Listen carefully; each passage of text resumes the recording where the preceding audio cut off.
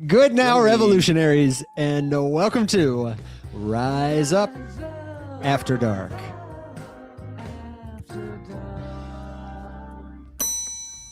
Oops. Fitting start to the evening. Hello, everybody. This is Rise Up After Dark. It is Wednesday, February 4th. I'm Evan. He's Alex. He is Dawufi, returning to Rise Up After Dark. Welcome back, brother. Thanks for hanging out with us here. It's good to see you again, man.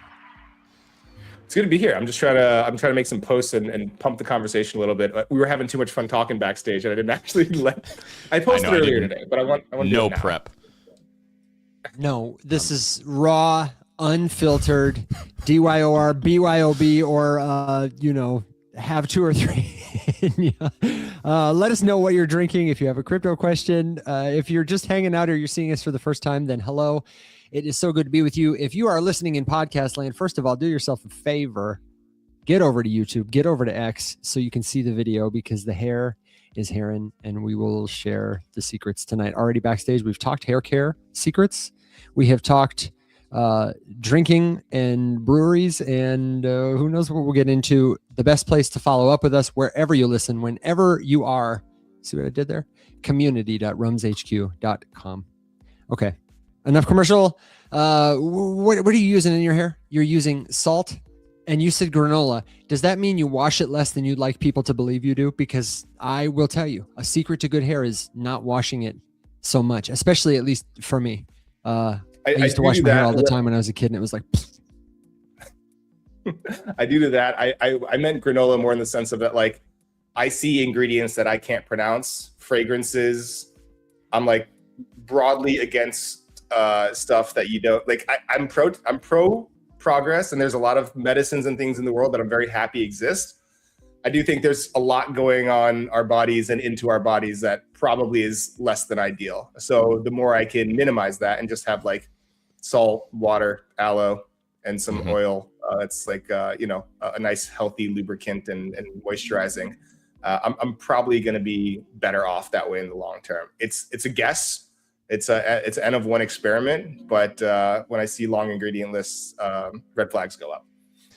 You know what's funny is the first time in my life that I purchased salt sea or sea salt like hairspray was approximately 18 seconds after I literally moved to the ocean. So like the Atlantic Ocean is about 400 feet that way, and I now also use that on my hair. And I think Christina was just like, dude, just. It's right there. The outside, ultimate source is right there. Touch grass. Touch the ocean, dude. Touch water. Touch salt. No, it is what it is. I wish I could be there on the beach, but I will spray my hair. Do you guys use face spray? Have you ever used like a aerosol water for your face? It's nothing but, nutritionalized water, probably from some volcano in Iceland somewhere. But when it comes out of the can, in a fine, cool mist, it wakes me right up. It's not enough to soak you or make you feel like, oh yeah, I need a towel. You just like. No, I have this like coconut something or other, like leave-in conditioner. And then I also have, what is it called? A hair mask? Christina's in charge of all that. It's some sort of like face lotion stuff. I don't know. My wife bought it and put it in the shower, and I started using it, and I was like, oh, this is nice. Yes, I know what it is in the green bottle. Yes, yes, it is. I brought it up on a show once when Violet, the ultimate skincare officer, was here with us, and she gave me the thumbs up. Alex, I got the text from you that you were coming in hot. You've had a drink. I've had no sleep. Had two. I actually missed your drink, Dawufi. What are you drinking, bro? There's a new Korean grocery store that opened up. They have an insane selection of traditional Korean spirits. So this is a barley-based. It's called Soju is the Korean word, but Soju sort of means like booze, right? Like there's different types. You can sort of like vodka. You can make it out of just about anything. And this is a barley-based one. And like if you look at this is, I believe this is the ingredient list. Back to my crunchy stuff. It just sort of says like barley, beans, water, and sunshine, which I think is like incredible branding. Just incredible branding. I like that too. What's the brand called?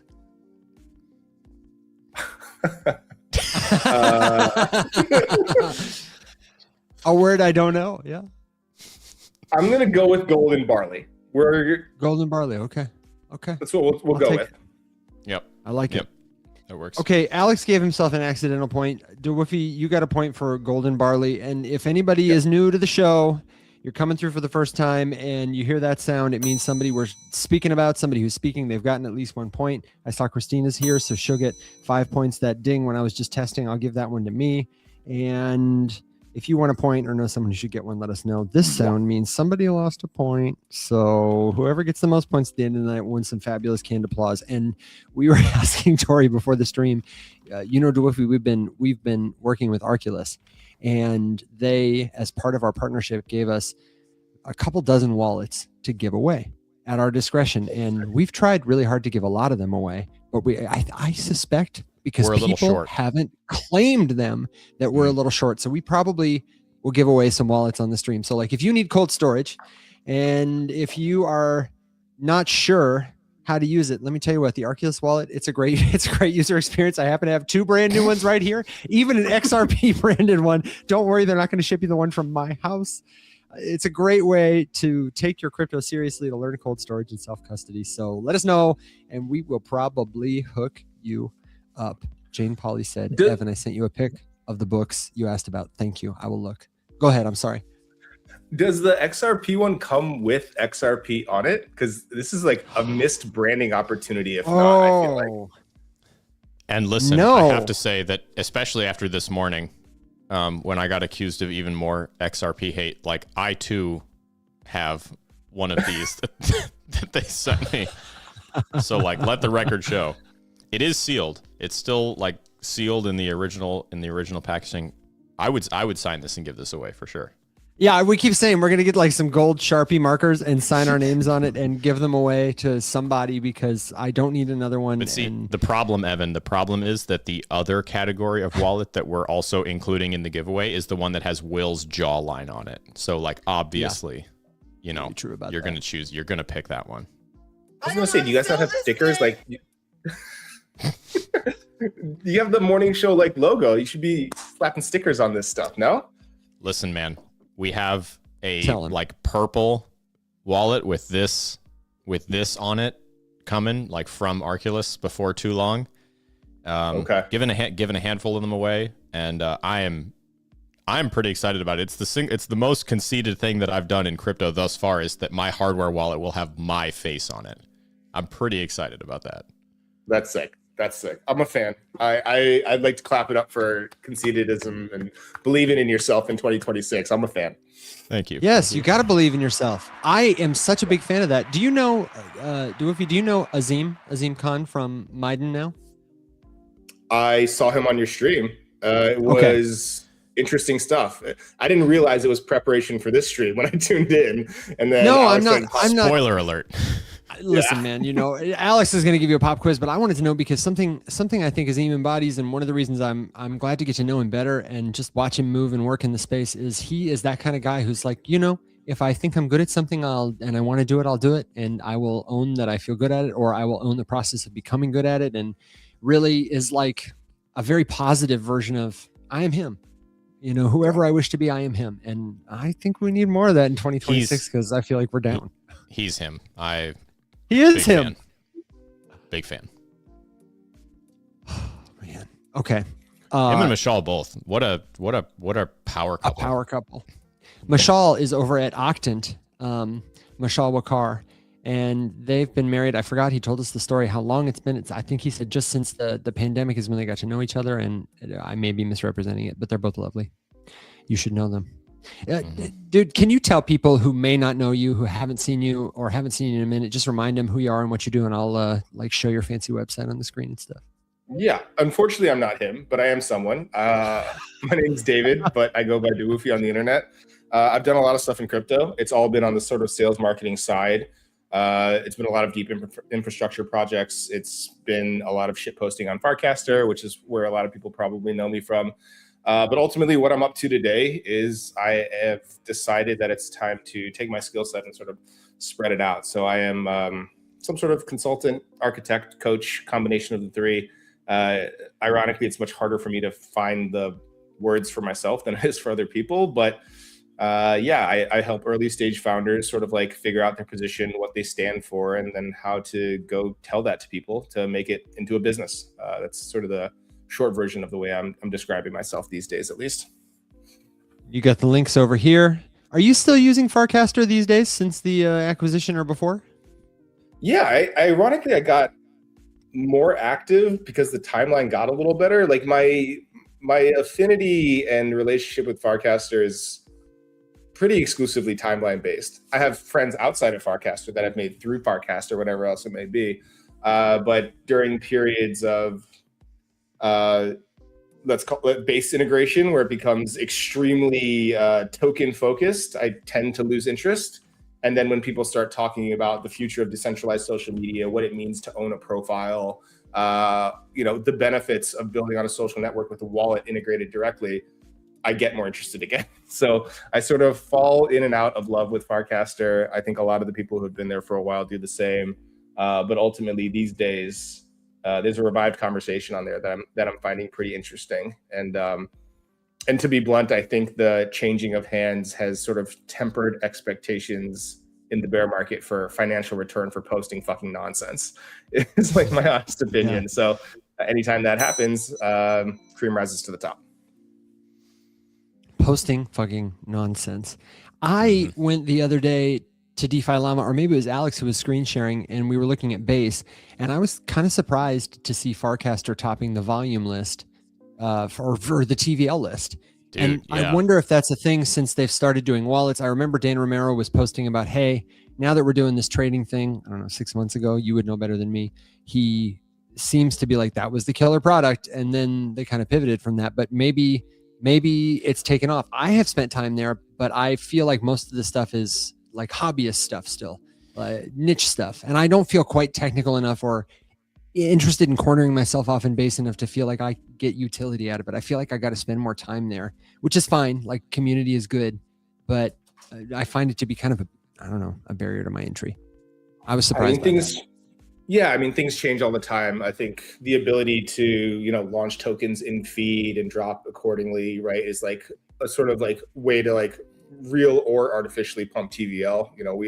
We don't have to go into the validity of metrics, I think, on this stream, although we can. I just don't think it's the point for this topic of conversation. But ultimately, just opening the doors to what can you do with the wallet plus a social feed, I think, has always been sort of the most interesting thing to me. I think it was sort of the original thesis. And I won't speak for Dan. I never speak for Dan. I will hypothesize what I see, which is meme coins took off. It took over the entire zeitgeist. It was really hard to have a crypto social network that talked about anything but meme coins, give the people what they want. And then, to be honest, Dan is quite wealthy from working at Coinbase from early days. There was jokes about like the only articles in him were his architectural digest feature. That's the only thing that you could find out about him on the internet. So, Dan's a great guy. I think he's incredibly intelligent, but timing's a lot of it. Do you want to deal with this thing? It's becoming something else. A lot of times when you launch products into the wild, especially in a decentralized context, the advantage is, the people are very much in control, but the disadvantage can also be that the people are very much in control.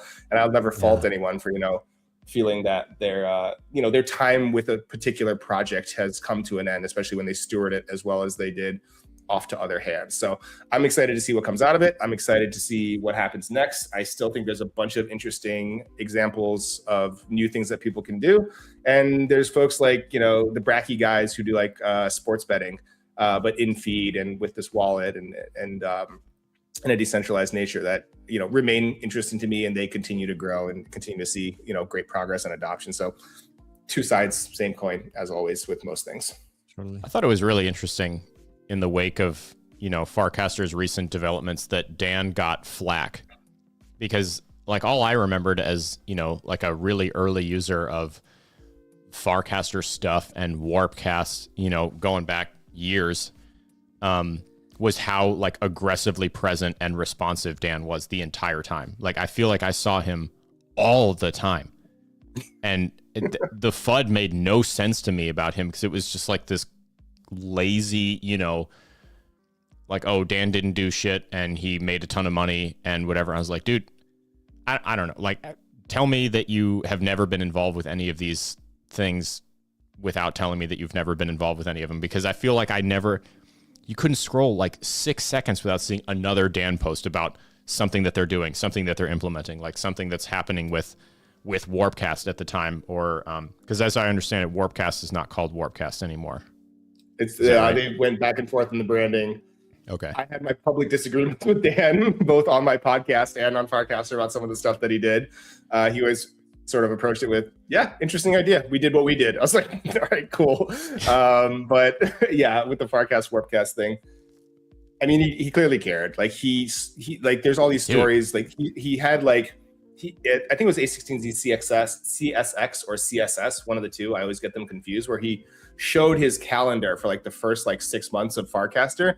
And it was just like 14, 15-minute blocks of onboarding people individually over and over and over. And this is not like, randos like on a wait list. They weren't anybody. This is like people that he knew, and he'll never tell you he didn't benefit from having a good network. But like the reason Mark Andreessen and Fred Wilson and all these other like big names, Balaji, right, were on there, and they knew how to post and they knew what it was, because he went through and manually did all the work to get these people onboarded. Some stuck around, some churned, some are still there. Like Fred is still posting about what was the last thing he posted? Well, the last thing I remember him posting was about some Indiana Pacers versus New York stuff, which he was very upset about Reggie Miller being able to cast games at Madison Square Garden, which is, again, on brand if you've ever heard the guy speak anywhere. And then some other folks will leave. But yeah, Dan cared. He tried his best.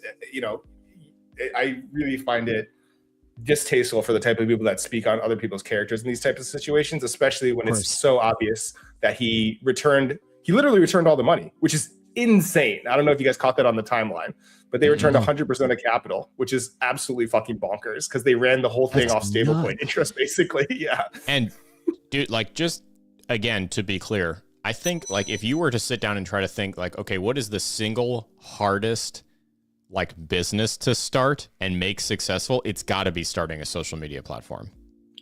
Dude, it's brutal. It's got to be absolutely brutal. It's got to be an absolute grind for all the people in the peanut gallery and stuff. Like, I think ideas are always valid, but attacking people's character is not. So I don't co-sign any of that shit. It was good to see it swing back around the other way, especially as things got clarified. Yeah, like, things do get true. To be blunt, I think a lot of it's just bear market. People are cranky. I get it. Yeah. I woke up this morning a little bit cranky. I was like, are you kidding me, guys? Like, again, like. Maybe it's indicative of the fact that I'm like I'm finally doing it right. But like I think my text to the group chat earlier was just lower in all caps. Yeah. I'm like, I texted Alex today because I was in a coaching session with someone who mentioned the price of something, and I was like, it's what? And he said, yeah. And I said, hold on a second. And I looked at the Solana chart, because I've been buying Turbo Sol like a fiend, and texted Alex immediately. And I was like, Alex, you're buying. Like, I was like, I hope you saw the price, because, it was $89.99. It looked like something you would see at Target. Solana, $89.99. I was like, oh my God, look at this bargain. Scooped, I felt good about it. I feel like, Alex, like I'm actually doing something right. I've always been administratively stunted. I'm not an organized person. Simplifying will be the work of my life, and hopefully I will learn to do it well. But with crypto, I know Alex and I have learned a lot of lessons in parallel. We've been really good about finding new ways to lose money trying to make money that are productive, I will say, like starting a social media company on the blockchain. Yes. You know what I mean? We learned a ton from it. I'm doing the same, but without being productive. I'm just losing money. I'm not learning any lessons. I'm just in the casino, having a good time, funding it with consultancy jobs. I learned a lot this cycle. I learned about leverage. I learned about shorting. Like, I sort of like resigned myself this cycle to be like, you know what? I'm not going to be a slave to the market anymore. At a certain point, it will be time to just buy as much as possible and like just be stupid. We're clearly not there yet. In the meantime, I have a very small trading account of which I'm trying to learn as much as I possibly can, so that when it's time to go, as Will get very upset with me probably. Right, exactly. We'll probably get upset about my 40x long that I call at some point. I'll keep calling them and I'll be wrong, and then one time I'll be right, and I'll call in from my island at that point. Hopefully, There we'll you see go. how it goes. And what are you playing with at that point, bro? I mean, like, oh, I don't know. I can I bring it back to social media and ask you, I had a talk, this same coaching session. Someone said to me today, we were talking about Zora. This person was telling me about their profile. And this guy, he was very humble. And he said, learning crypto is very difficult. Like many people who want to make money in crypto, he thinks maybe he might need to trade. He's not so sure what DeFi is. He is, though. He knows a lot more probably than most people walking around. He's used a wallet, used an exchange, swapped tokens, understands different networks, but he's just getting into it and trying to find this stuff out, not connected to the industry in any way. And he was talking about tokens he holds. He has Bitcoin, he has XRP, he has Sol, he has ETH, he has HBAR, Zora, XLM, Arrow, AVAX, Link, ADA, WLFI, and Quant. And I was like, wow, you've got quite the collection. I said, do you know what all those things do? And we zoomed in on Zora because he was saying, maybe I'll just hold these. I have too many. I'll just hold them until they go back up again, and then I'll get rid of them. And I was talking to him about, why that doesn't happen. Most tokens just never go back up. It's a trap. I don't know if you just have this conversation a lot, but I remember one of the Rise Up shows this week or last week, you were talking about this exact thing and giving the examples about basically, I don't know, being underwater and the expected value of things. Like there's a lot of really good, simple, deep lessons you were giving. And I was like, right, this is the type of stuff that people actually need to hear, because I think people look at this and they're like, it's like stocks, like Google can't go to zero. Probably not. Other shit definitely can, or it can go low enough that it doesn't matter. Yeah, or it's just not moving at all. Like Solana, I'm not so worried that it's moving down in a violent manner because of how I know it is characteristically moved in the past and because of what they're doing. And we were talking about Zora, and I said, do you know what Zora does and what that token does? And he explained it to me. He had a basic understanding that it generated some sort of return for holders. They could have some say in some kinds of governance decisions. And if people use the platform, it would accrue some value to the token if a couple other conditions were met. And I explained to him that they were a venture-backed company and how venture capitalists make their exit and how they fund usership with free money, giving away tokens for dollars and things like that. And I said, Zora is a great idea. It's such a great idea to create a more decentralized version of something people already love, like Instagram, where Facebook doesn't have to own their identity, their data, whatever. And yet the problem is, unless they're giving away money, the user experience is so painful for most people who use Instagram. They're never going to come there. My mom's not going to use Zora. She doesn't want to fund a wallet. She doesn't want to own a token. She doesn't want to trade. She wants to interact with her friends. Young people who might know how to do that, it's not degenerate enough, or the creators they like aren't there. And if they're there, they leave when the incentives dry up because there's just nothing. I said, so if that token does well, when that kind of a business does well, it may not surprise you to know that, this is like how their user history has been, how they've grown or shrank, how they've made or lost money, how the token has performed. Do you think that's a business that's going to grow given those factors? And he was like, no. Doesn't mean it's a bad idea. But, I said, so why would you buy the token? Don't follow somebody because they were right in the past. That's like, follow the man with the map, or follow somebody who can teach you how to understand how to repeat the process. I don't know. I don't say that as an aggrandizement of us, but just like social media is a great idea. But this was I don't know. Go ahead. I was going to say, I'll push back a little bit, actually. Yeah, I'll push back a little bit because I don't think decentralized Instagram is a good idea at all, because Instagram is really good at being Instagram. And this is I think a core crux of ideas that it's unclear to me who the grifter is, and maybe it's everyone, or maybe everyone's unaware of the grift. These things are very hard to distinguish without talking to people face to face, right?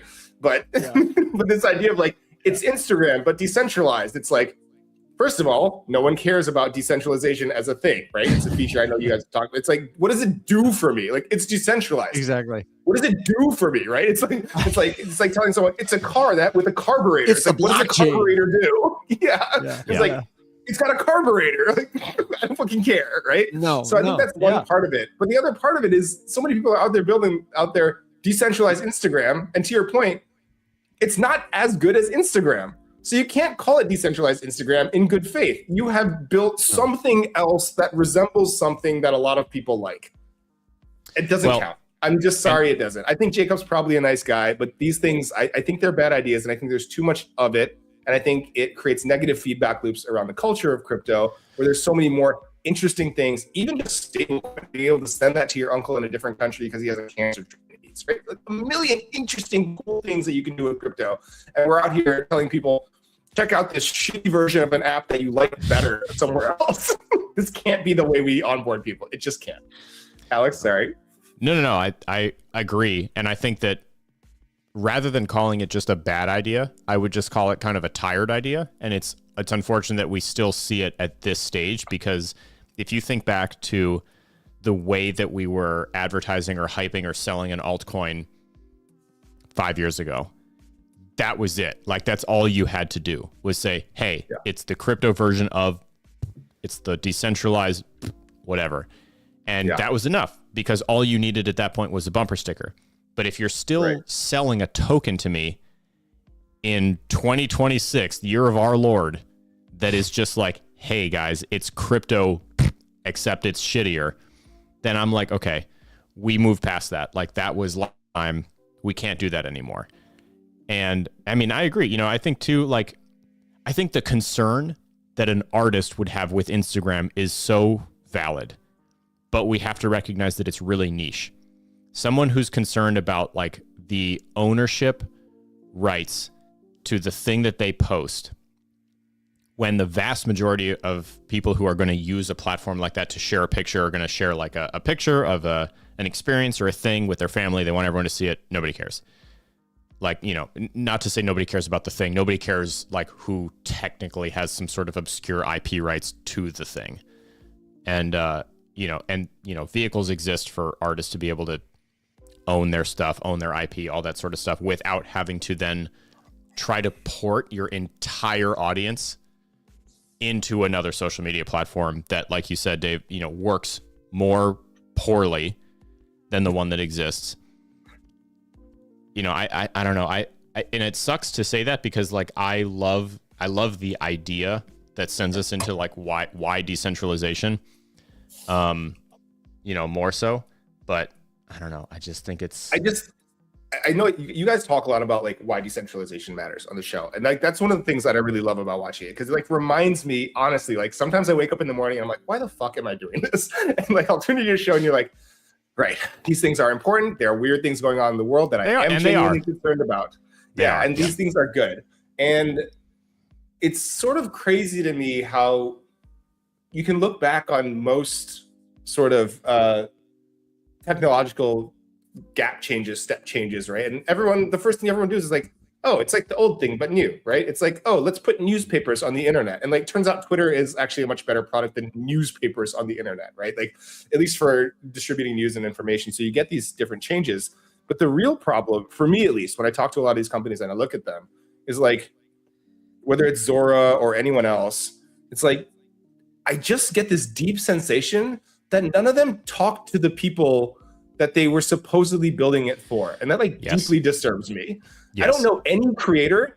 I haven't talked to a single real serious creator who is like absolutely gassed to like have a bunch of people, their fans, the people they connect with that they create art for, speculate on their stuff on a daily basis. And that's clearly what it is.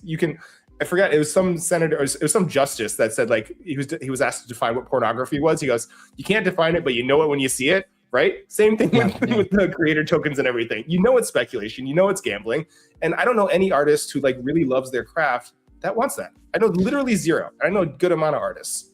Well, and you know what's funny is that I just had this conversation with Kenneth Suna, who is on TikTok as Trade, Invest, Simplify, all one word, phenomenal creator. Talks a lot about traditional investing and, you know, how to get into the stock market and how to approach investing and build a portfolio and risk management, all this kind of stuff. And he made a video the other day and I called him immediately after I saw it because I knew it was about to get dangerous. But he did it completely innocuously and innocently, thinking about the basic concept that leads you down the path of creator token. And so his video is basically like, listen, imagine a world where you could take your favorite content creator, someone who maybe hasn't blown up yet or hasn't been discovered or whatever, and invest in their future success, which is the bumper sticker that is sold to you for a creator token. That's the basic premise. And like you said, you know, Dave, the way that it works in real life is, and this is like one of my biggest sticking points. I hate creator tokens because the way that it really works, it's a cool idea. It sounds neat, but in reality, what happens, you have two camps of people. Camp one is like, I love this creator. I want to support them. How do I support them? Okay, they have this thing. I can buy into this thing. I'm going to do that because I love them and I want them to do well. Great. I love that for you and the creator. If only camp two did not exist. Because camp two is like, I see a group of people who are going to buy this thing forever and who love that person. And that person, the creator, their reputation is now tied to the success of this thing. And they are going to continually try to sell it to people because they have to, because now it exists. And what I can do is sneak in and fleece the dedicated, loyal audience forever because they're going to keep buying the dips on this thing.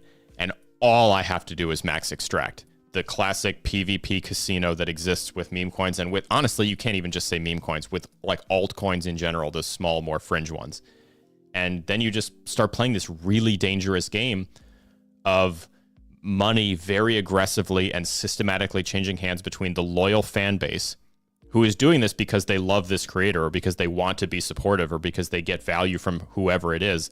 And then on the other side, there's a group who doesn't give a single shit and is just like money, money, money, money forever until it runs out. And then we'll move on to the next one. And it's just, you cannot escape that no matter how good you are, no matter how hard you work, whatever, like that is the way that it ends up because that's just the way that these tokens go right now. Yeah. No, I'm with it. I agree with you. There's literally no notes on that. I think if we want to silver linings it just a little bit, because I do like to believe in sort of like humans are headed in a good direction, broadly speaking. I want to believe that hopefully not too many people were ruined and we've still got the space to experiment with new stuff, because when I was back at Opacity and exploring all these different ideas of what you could do with ZKTLS proofs of like income or like ownership of something, I was like, dude, there's no reason why like a travel blogger shouldn't be able to decentralize crowdfund a trip. Like, hey, I need $1 million to travel around the world for 10 years. Everything that goes through, like you guys, everyone who throws in at this will own, you know, whatever, 50% of this YouTube channel's revenue. I'm going to post videos for 5 years about me going around the world doing stuff. Hell yes. I appreciate you guys. Like, we believe in you. But like, I just need money right now. I need money up front. This is financing. This is like the good part about commerce and capitalism that I believe in. It's like if a bunch of people think this is a good idea, or even if they don't think it's a good idea, they just want to see if it's going to happen. Entertainment, I'm down for entertainment. Paying for entertainment is not a bad thing. Getting fleeced when you're thinking you're going to be getting entertained is something completely different, right? So the sort of promise connection with the follow through, I think, is important. And I think there's so many interesting ideas of what a business and a person can be as they interact with their fans. And to be perfectly honest, I'm more than anything else, I'm just really disappointed we didn't see more of it. And part of that's the tech and part of that's the narrative. And I'm not blaming anyone in particular. I just wish we could have seen a little bit more of the cycle, because I saw someone ask in the chat, are we bear market? Yeah, we're gonna have to wait a little bit for the cool shit, for some new cool shit to come around it and really take control of the narrative. People are building stuff all the time. There's cool stuff everywhere. If you're involved, I'm sure you guys are gonna have great, cool guests over the next year. But another world is absolutely possible. A lot of people aren't going to hear about it until prices start going up. Is the honest truth, and that's just the way the world works. Okay.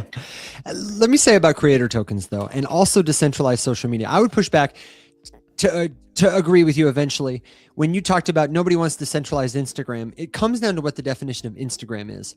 I want a decentralized social graph. And when I say the word decentralized, all I really mean is I want the means to have a sort of tangible, useful form that I can capture things like our intangible relationships in.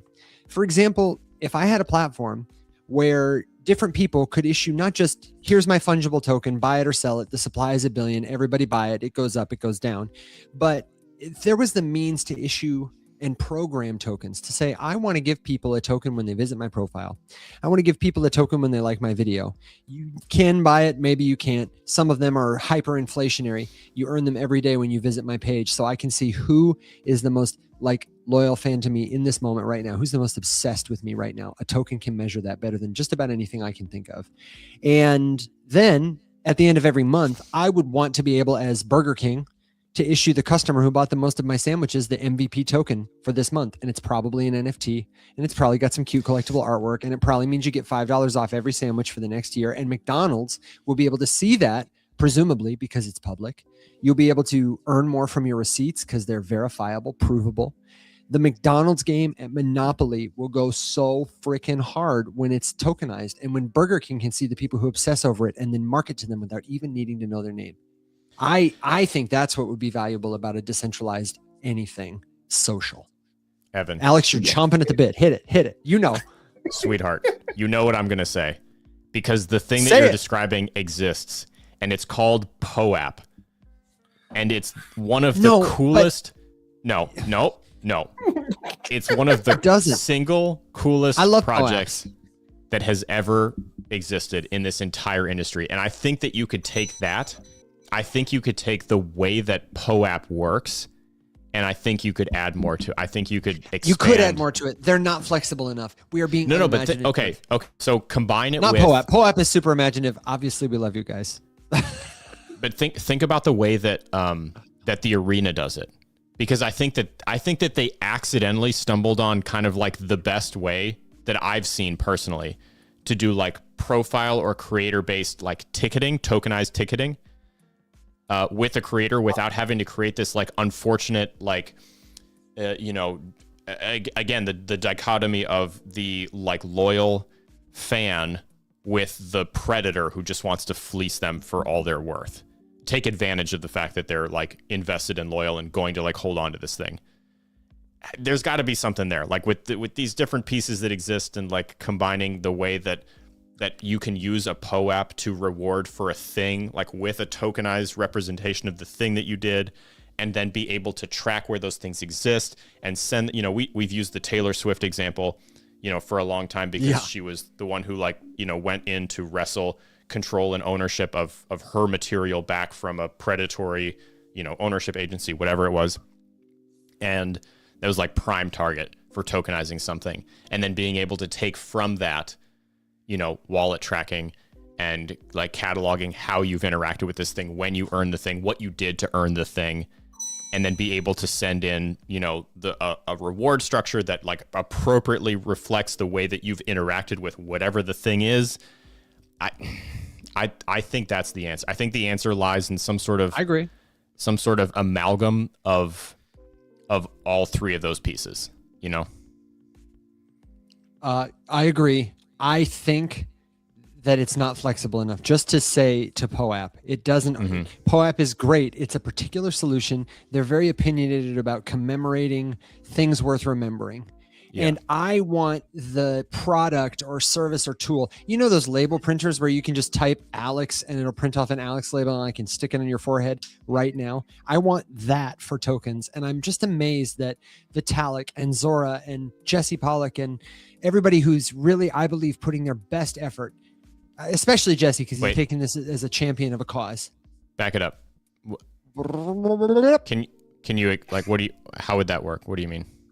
I mean, wouldn't it be great if instead of building Zora, which I think is a reductive model, I think it's well-intentioned mediocrity, shout out Kevin Owaki, is to say, okay, what would a social token dispenser look like if it truly was native to the medium of crypto, where it wasn't just buying and selling a thing, where it wasn't just attaching it to a JPEG, but where you could say, kind of like Unlock does, but for a broader application. Unlock, for people listening, is like POAP, which is, these are mechanisms of distributing certain kinds of tokens for certain purposes. It's hard to build the rails for something that would be that flexible. And it would also be hard at this time. It's a cold start problem. Burger King has no idea they need that yet. If somebody like me worked at Burger King and was like, guys, we're going to do this, just give me $1 million, they'd laugh at me, and it wouldn't work. Sure. We'd have to figure out a lot of stuff. We need better social embedded wallets. I don't know. There's a lot of stuff from here to there, but I just feel like we have the resources that we could start to imagine what an MVP would look like. And I don't feel like anybody is even talking about it in that way. It's like you said, Dawufi, using new tech to do an old thing. Yeah, I think, well, part of it's imagination, part of it's we see the things that get funding is like part of it too, right? Like I think a lot of people forget about the VC game that backs 90% of what hits the timeline. And I think a lot of people think that VCs are trying to hit it out of the ballpark with like great ideas. And some of them are, and that's one of their motivations.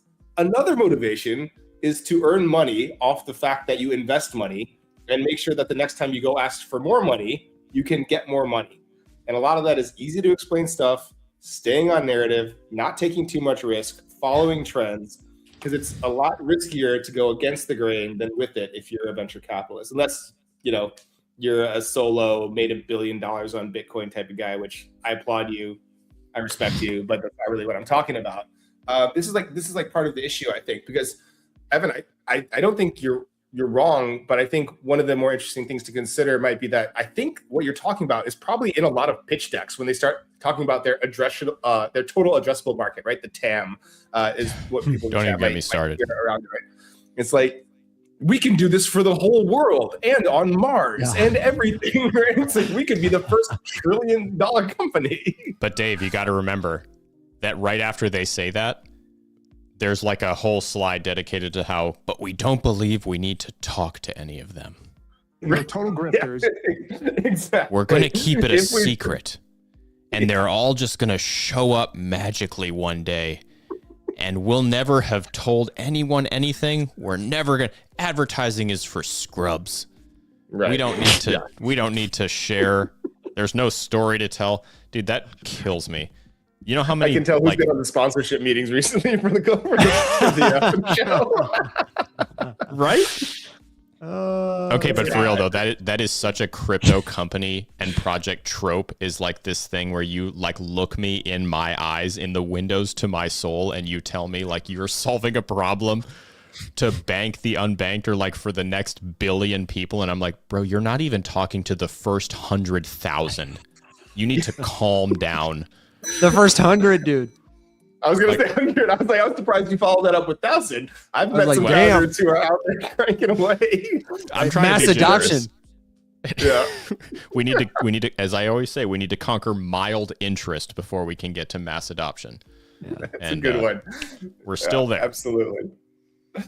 Yeah, but I was gonna say, to close out the point, like, you know, I think these ideas are interesting, but you know, Google's mission of like making, indexing the world's information or like making it legible or something like that, it started with a product that was like really fucking good. And for some reason, I mean, we've got a couple out there for sure that are really fucking good. And some of them are, it's like, it's sort of like hard to admit as a crypto person, but like Tether is, as a product, it's really good, right? Like it fucking works everywhere. Like I won't say anything about anything else. That shit actually works. And it's managed to work for a lot longer than a lot of other things in crypto has, other things aside, right? But I think it would be great to see more stuff that really works. And to be blunt, whether it comes from Stripe or it comes from the competition of Stripe and other players entering the market, I am extremely bullish that this next bull cycle will be the biggest ever and maybe the last one to really look like this, to be honest with you. Because the serious people are coming to play, and there's going to be a washout, which will be very unfortunate. But there's going to be a lot of incredible things that get spurned from the competition. Is sort of my rough thesis. This drawdown is going to be brutal, and the next one up is going to be like I think it might be like the one in terms of like by the time people figure out the internet actually fucking works. I want to linger on this for a second because we've all been through multiple of these cycles, right? The conversation is the same every single time. This one's going to be the worst. It's going to be followed by the best, you know, whatever. This is my, if what we're doing now is like good old fashioned, you know, bear market that will last for a while, that will, you know, rinse a bunch of people out and will just be, you know, we're all going to emerge from this bedraggled and, beaten down. And I mean, the last one was like, more than a year and a half of like nothing. Like that's hard to pay attention through when what you're used to is like really fast paced, right? Okay, so let's pretend that is this, and we can debate about how long ago it actually started because we've been in a decline for a hot minute, right?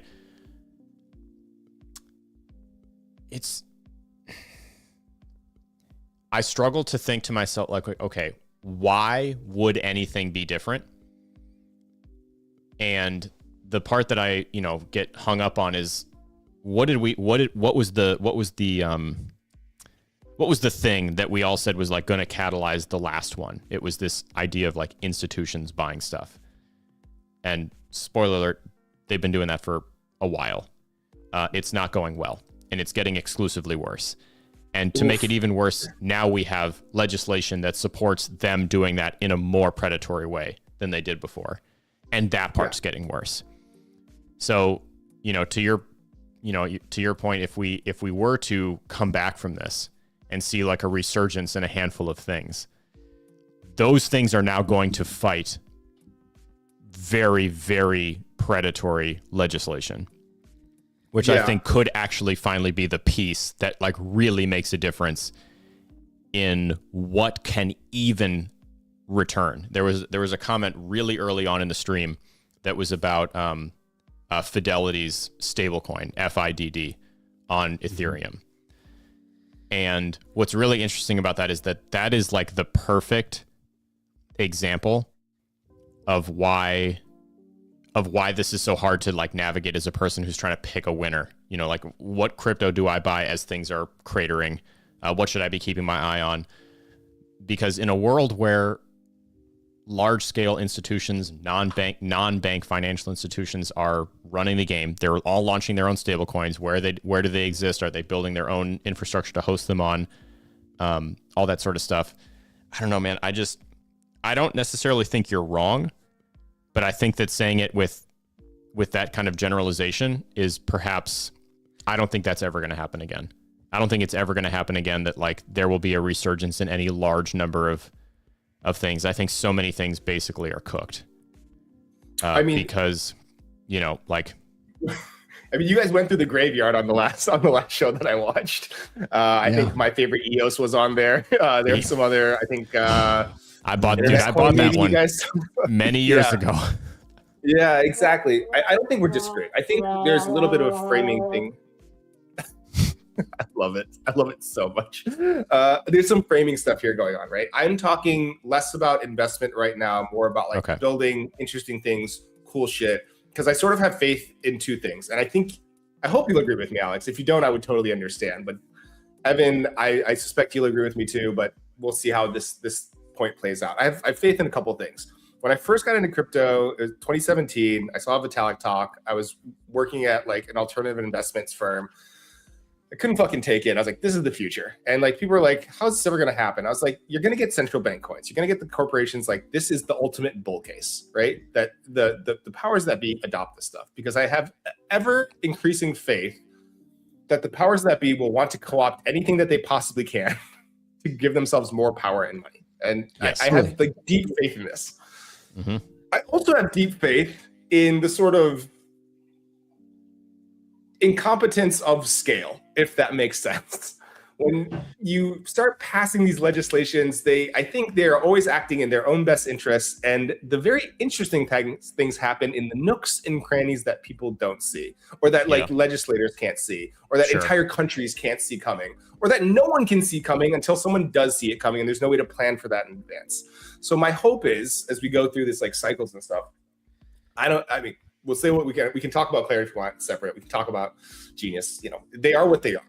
I would like not the Clarity Act, but actual clarity around some stuff, right? Yeah. Because the hoops that people go through with Marshall Islands, with Cayman Islands, with anonymous board members and Switzerland's bank accounts, right? It's like, you want to know why some of this innovation isn't happening? It is so fucking hard to be a crypto business. It is so hard that it kicks most people out. And you wonder why all this innovation and AI stuff is happening. It is so easy to be an AI business today.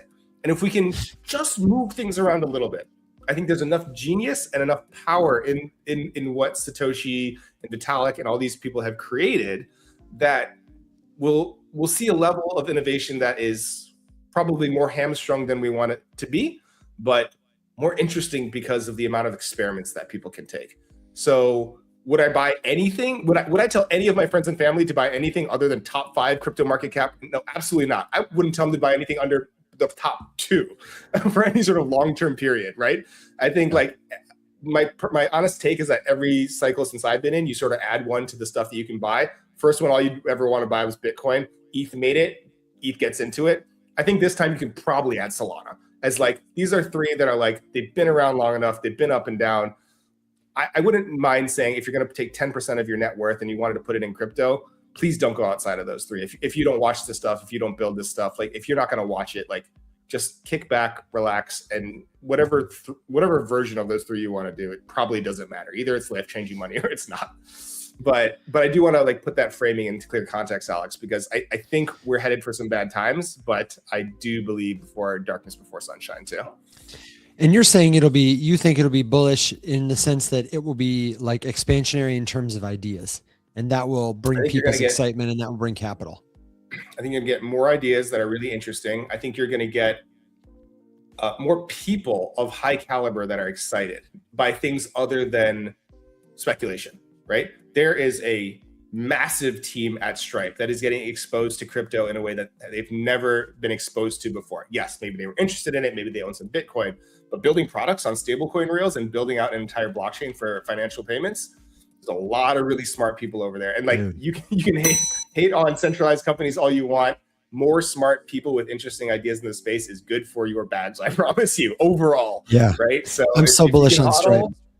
Yeah, exactly. So, I've talked to the people over there and it's just like one of these things, like, how could this not be good for the industry? Yes, there's going to be people coming down on top of other stuff, but at the end of the day, semiconductor research doesn't happen without, people in material sciences. And it sort of strikes me as like sort of this similar vein where like, if you can make it palatable for people to be in the space, you're going to get better shots on goal for interesting stuff to talk about, for interesting stuff to invest in.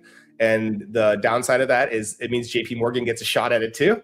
But the upside of it is I'm hoping, and we've seen this with most technology throughout the years, everything from like the car to the internet, right? That like, in my view at least, and maybe this is a hot take, stuff is like broadly better. There's a lot of bad shit. There's a lot of stuff I don't agree with. But I think it's cool that you can call your parents in other countries if you can immigrate, which, my parents couldn't. That was it. They left and that was it. Like, good fucking luck. Like, you can Zoom them now, right? Like, people come over, they're like, they go study abroad for funsies. Like, it's a different world. And I think it's cool when people connect like that. I see this very much as if, the communication of the internet was important. I think the exchange of value is what we're bringing in a peer-to-peer nature. And I think there's a lot of cool shit that can still happen, even with garbage like, the regulation that's being tossed around right now. Yeah, I would add to that I also think, like, financially speaking, I think what I'm most compelled to believe is likely right now, or what I think would be interesting and therefore likely, is exactly what you described, but a financial mechanism, a fattening of the pipe, that liquidity or attention and value kind of like flow into crypto. There's this account on Twitter called Marty Party Music. And a couple of months ago, a friend of mine and Alex's, his name is Josh, Investing Y'all is his handle on TikTok. And he follows Marty Party. And Marty gave this really articulate thesis. I'll share it on the screen if somebody wants to, I'll paste it later. But essentially, he defines a cycle and says it's a period of expansion followed by a period of contraction. He calls it a shakeout. And it repeats every 4 years in crypto, and then every 1 year, and then every half year, he theorizes, as the pipe gets fatter. That's his language. And he says, as an example later down, why would the clock speed up? Why would the pipe get fatter? Well, in 2023, one ETF brought $15 billion of inflow. In 2025, 47 ETFs and sovereign funds bring in 25 to 40 billion a quarter. More pipes like Stripe, onboarding people through, wallets they don't even know they're interacting with. They're holding Bitcoin or stable coins somewhere. And then if the pipe gets hotter because stuff is coming in, expands fast, then it must have an equal and opposite reaction, is his theory, and it will cool down. He thinks he articulated a really smart position for it being like more a year and then a 6-month cycle. And I could see a world where, since we've been cooling off for about 6 months, maybe we'll expand after contracting. I don't know. I'm interested to see it, but I think that's as likely that we get an inflow of money from products like that, from pipes getting fatter. And that also would lead to innovation. Same outcome, but I think it would pump everybody's bags if they're holding, Bitcoin and stuff like that. Yeah, because the way, if I'm going to make a prediction that's based in absolutely nothing except the opinions of me, a semi-drunk guy on the internet, no one better. No one better. Who better to offer unsolicited opinions about financial instruments to you on a Wednesday night? I'm very sorry. No problem, baby. To everybody listening, but that is exactly what I'm going to do right now. If I think about like, okay, take a guess about like how it could shape up. I think back to honestly one of the stories that we covered this morning on the morning show about Gusto, which is a payment service provider, a payroll service provider for small medium businesses, choosing to now issue stablecoin payments to anybody around the world using Solana. That kind of stuff can explode because networks like Solana, like Ethereum, have managed to attract the attention of the companies with the position to do the things that people, romanticize with regards to institutions getting involved. Okay, what does that look like in a way that actually helps you? Because how does it not help you? It does not help you when like big ass bank number 1 and big ass bank number 2 are paying each other for something at a party that you're not invited to. Guess what? Who cares? It's not going to help you in any way, shape, or form. Already, those banks get to pocket 99.95% of the yield and the money and the revenue that they generate, which they only get to generate because you deposit with them. And then they get to go off and do money things with your money and keep it all. Those people doing stuff with crypto with each other does not help you in any way, shape, or form. You're not going to get rich because of that. You're probably going to get poorer. We all are. If you're stuck in that kind of that predatory cycle of extraction, that's what it is. But the fidelity thing on Ethereum is interesting because unlike any other instance of significant technological advancement in human history, this is one of the videos that I made ages ago. It was like it performed the best. Was this like comparison between when like fire was discovered, when electricity was invented, when precious metals, when precious jewels, when the internet, when any significant and major technological advancement that, aggressively pushed forward the evolution of people with tech has been created. You have never been able to get involved from anywhere in the world with almost no barrier to entry, except for right now. And that's why Bitcoin and Ethereum and Solana, stuff like that is so exciting because not only does it exist, not only can you get involved anywhere in the world with an internet connection for $1, but now the exact institutions, these exact gigantic companies and banks, these mega banks that deal with trillions of dollars on an annual basis are doing stuff there. And guess what? You can buy that infrastructure. And I that's why I agree with you, Dave, completely. Like I'm not interested in anything outside of the big three right now in a serious way. Like I'm down to take some bets. I'll place some bets on some stuff that like could explode, whatever. But like I'm kind of planning on those to not work out, right? Like you can't plan on those to succeed. So I don't know, man.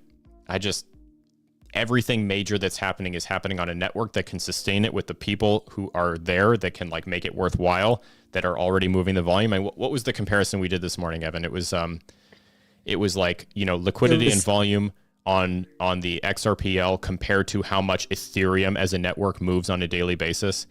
And we were comparing like annual volume on the ledger, on the Ripple ledger, compared to daily volume on Ethereum, and it was still 10 to 1 on a day compared to a year.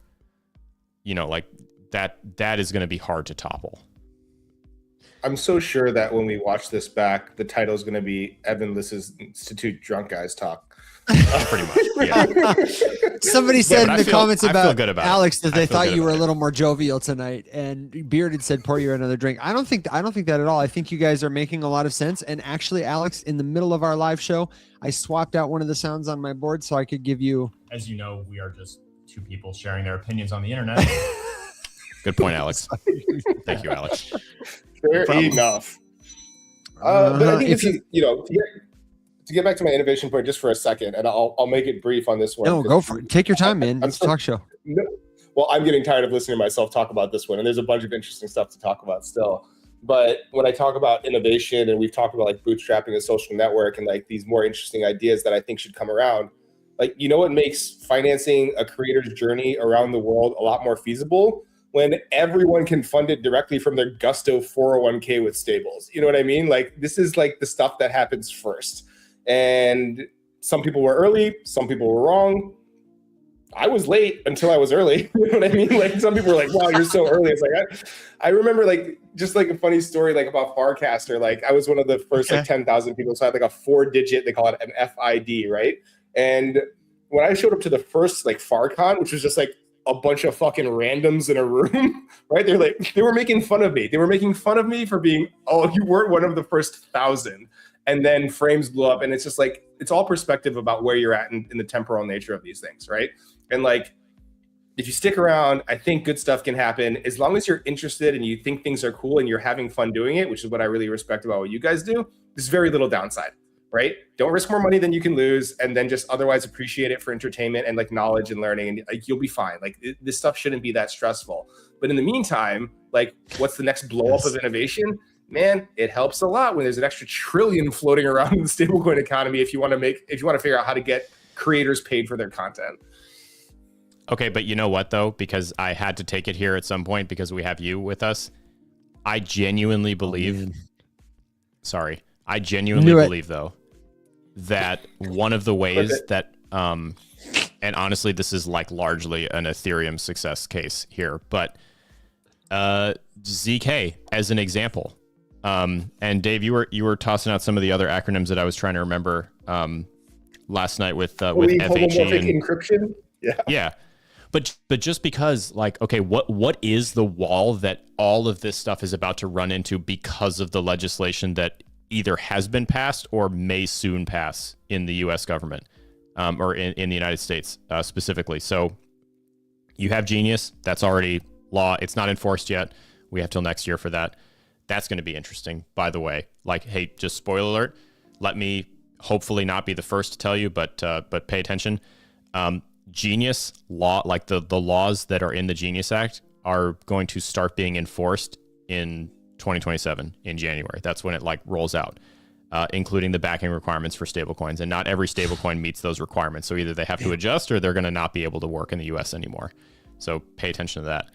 But then Clarity. So like assume Clarity or market structure, whatever we're calling it now, passes. Same thing. What's the wall that we're going to run into? It's easy compliance with KYC and AML laws. That's really, really hard to do for DeFi because in general, as a concept, we're talking about anonymous transacting monitored on chain, but not by keeping an eye on you as a human, as an individual. ZK kind of solves that. So I think like that's the nut to crack, sort of, because and let me guess, if the reason that you're shaking your head back and forth with that is that like it's really, really, really hard to use and there's no like easy, accessible consumer application of that like level of encryption right now, that's kind of where I'm at. Because like if I start tangling, with, I don't have it on me right now, but like using a YubiKey to protect stuff on my phone, or thinking about the way that different privacy protocols work and how I would have to interact with them in order to, transact, it's not easy. It's not like a smooth experience. And so most people just simply wouldn't. So the easy answer would be, oh, well, I won't do DeFi. I'll just stick to decentralized exchanges because, it works and it's simple. Yeah. And it makes sense. It's unclear to me how heady we should get here, because there are problems, honest problems that I've discovered at every layer of the stack for ZK plus KYC. And I can't reveal, and I also don't know what's happening at my old company anymore to have some novel solutions to address this stuff. Mm-hmm. And we can talk about whatever you want, but just broad strokes, nothing you said is wrong. It's an interesting solution. There's very interesting applications. The regulation makes it difficult, and the speed and accuracy and civil resistance problems are all very interesting things to talk about. Beyond that, there are legislative requirements around money laundering reporting, suspicious activity reporting is what it's called, SARs. There are complications around record holding. There are complications around fee earning. There are complications around even convincing anyone that this is a good idea to use, because, and I know I won't have to convince you guys of this, current financial system's working out pretty fucking good for these guys. Like, they're not in a pressure situation to open up to Uniswap anytime soon. And the unfortunate truth is today, the vast majority of people with good amounts of money who want to buy stocks, they can do it. I don't know who else out there needs to hear it, but bringing stocks on chain isn't going to unlock some massive wave of trillions of dollars of inflow. Some more liquidity, people from other countries, yes, but even people from other countries, you're running into a lot of these same problems with, like, hey, you might be an upstanding person from Zimbabwe or Laos, but can you pass our KYC checks so you can prove that you're not sending money to Kim Jong-un? Well, if not, that's fucking illegal still. So it doesn't help nearly as much as people, and this is unfortunately more bumper sticker stuff is a lot of what I see. And that's why if you check the on-chain sort of like allocation of a lot of these companies, to be clear, I think there's some Securitize is doing interesting work. Ondo's doing interesting work. I talked to some of them personally. I like some more than others. It's not any sort of judgment on them, just like things that I find interesting and like strategies, right? But at the end of the day, this is one interesting piece of a part to a thing that is so convoluted and complex that the idea of saying, hey, we've got a solution to one part doesn't even get down to the nitty gritty of convincing a compliance officer at Morgan Stanley that you should sign off on this, who their entire job is to make sure things don't go wrong. Yeah. That's what they get measured on. Convince them that this is a good idea. Right. Exactly. Exactly. You know, the way that I would push back against that though is to say that inside of that like system wherein that's your job to like make sure that things don't go wrong, the incentive for that person to make sure that things don't go wrong is not actually to protect like the integrity of the system as a whole. It's to protect like themselves. So if something like ZK can offer you a confirmation wherein what you're doing is checking a box that like, hey, XYZ criteria was met, all of a sudden you've absolved yourself of the guilt or the shame or the responsibility for whatever going wrong. Yeah, but you got two problems. The first one is they still have to explain that to the CEO or their boss or whoever, right? Mm-hmm. The second problem is they actually have to understand what the fuck is going on so that they can explain it. These are massive gaps. These are massive hurdles. You need forcing functions. I agree with the first one. I don't think the second one matters. That's whether they understand it or not? Yeah, I don't think they care. Oh, no, I don't think they care. They need to understand it enough. I shouldn't say they need to understand it. They need to think they understand it enough so that they are willing to go explain it to their boss. Yeah, okay. I buy that. I feel like there are a lot of those people, though, that are actively doing those jobs. They seek them out, and they are really painting an accurate picture and bringing new talent to the cause. Like you said about Stripe, there are all these really competent, qualified people who may be looking at these problems with a lot of experience for the very first time, who are going to be about the business of figuring out how to make it work in a compliant way, in a novel way. And surely not all of them will be, though they might be cogs in a big wheel, surely not all of them are going to be like, let's max extract from these normies, like they will see that there's a better way, and then it helps all of us. Probably. I believe that. I don't think it's a conspiracy. And I think it's feel better about that. One of the great things about competition is it stops max extract, right? Like as soon as there's competition, you don't get to max extract anymore. I'm not saying we need to compete over everything, but I definitely think that, even Stripe competing against Goldman is probably better for us than just leaving it up to Goldman, right? Like there are sort of these like mid-player disruptors who have incentives to massively disrupt the system with stuff like ZK and new forms of KYC that make really interesting new products, like all the stuff that we've been talking about today.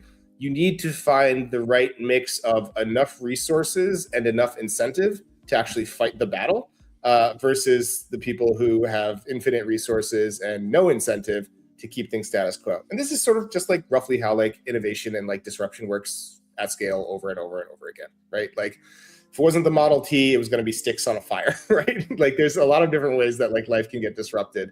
But I do think that, you know, a company like a Stripe, or even honestly, even someone like a PayPal or a Wells Fargo, you know what I mean, who has like a bad rep and it's like trying to change it, you know what I mean? There's a Built, which they've gone through some crazy stuff with their card and like a massive fumbling.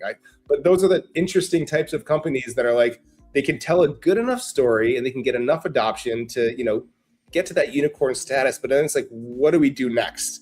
I think there's going to be a lot more of that in crypto coming up. And I'm really excited about it because it's going to open up a lot of freaking doors for people to do new and interesting things.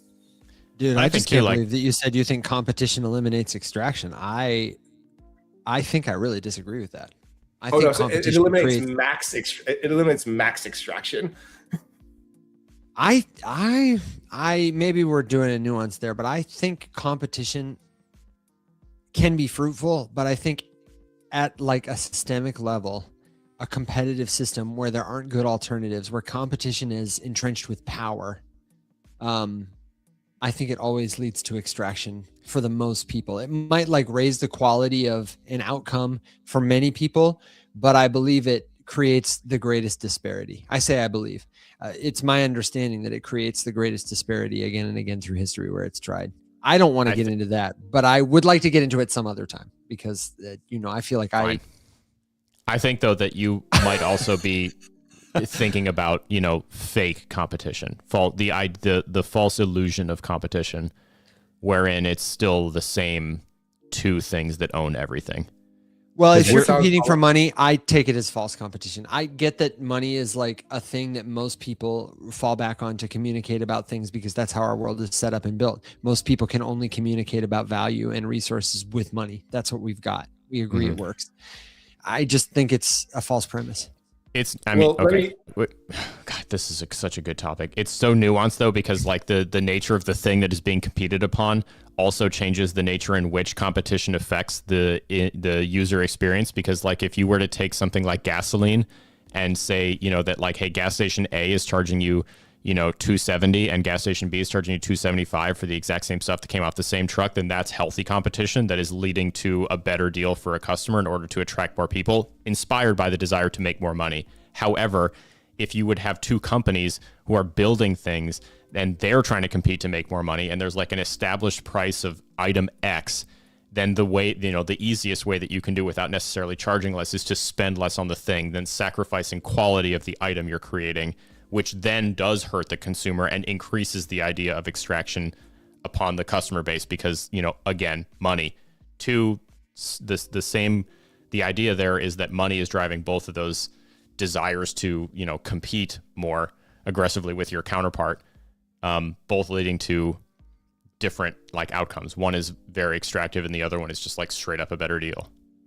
Yeah, I think, Evan, just to clarify my point, I have a checking account and credit card with Chase Manhattan, and they give me a little bit and they take a little bit. And I'm pretty sure if Citi wasn't across the street or Goldman or, you know, Amex, I think they'd take more from me if they could. But they can't quite manage it because even in their oligopoly, I will leave if they try to take too much from me. And that's sort of where we're at right now with crypto, I think. I think that's a level two, though. I think that's a downstream effect. I think firms or businesses compete until winners emerge. And then when like a group of winners become incumbents, they rewrite the rules. And then once those rules are dominant, they introduce extractive things at a higher efficiency because it's the only way they can continue to grow their bottom lines. And that's what my point is that's the expected outcome of a competitive dynamic under any kind of system that incentivizes a capital accumulation where scarcity is engineered. Competition organizes and it legitimizes extraction. I think it redistributes all the reward upward.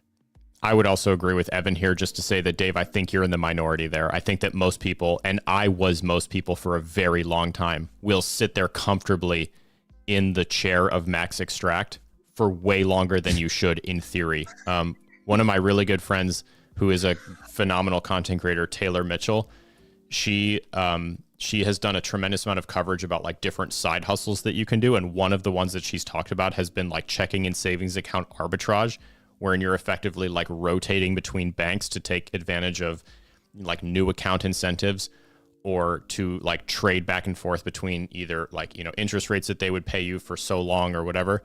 And her, and then you just saying like, if Chase takes too much, you would switch. Most won't. I sat with USAA for a very long time for like insurance, and they definitely prey on the idea that like young men and women in the military get seduced by the idea that they have this like their own personal bank and it's only military and it's all special and hoity-toity, whatever, very cool, exclusive, and they take so much from you.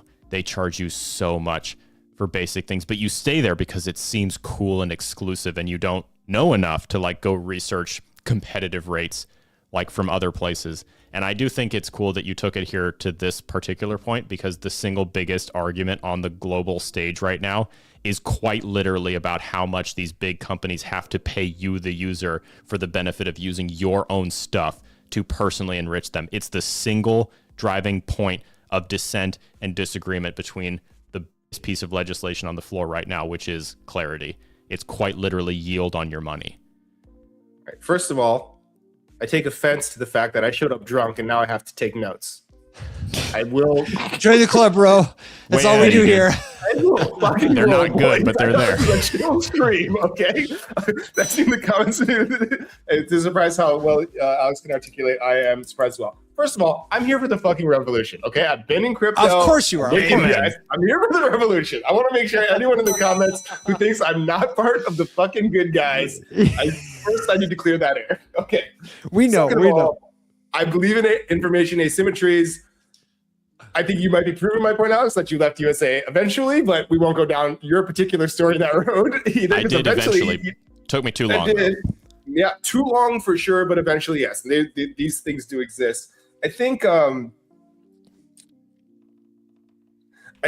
ideas here around like people having like too much power and like what that like results in and what is the competitive nature and what is uncompetitive. It's like just a deeply like interesting philosophical thing that we could definitely wax poetic about more. I want to shift just ever so slightly to say that like to anyone who's watching, anyone who might want to work with me, and I think this is something we can all sort of agree on, that crypto is potential here. Right. I think this is one of the things like you can see us all getting like really riled up now, even when we're disagreeing, because there's real potential here for a shifting of the system.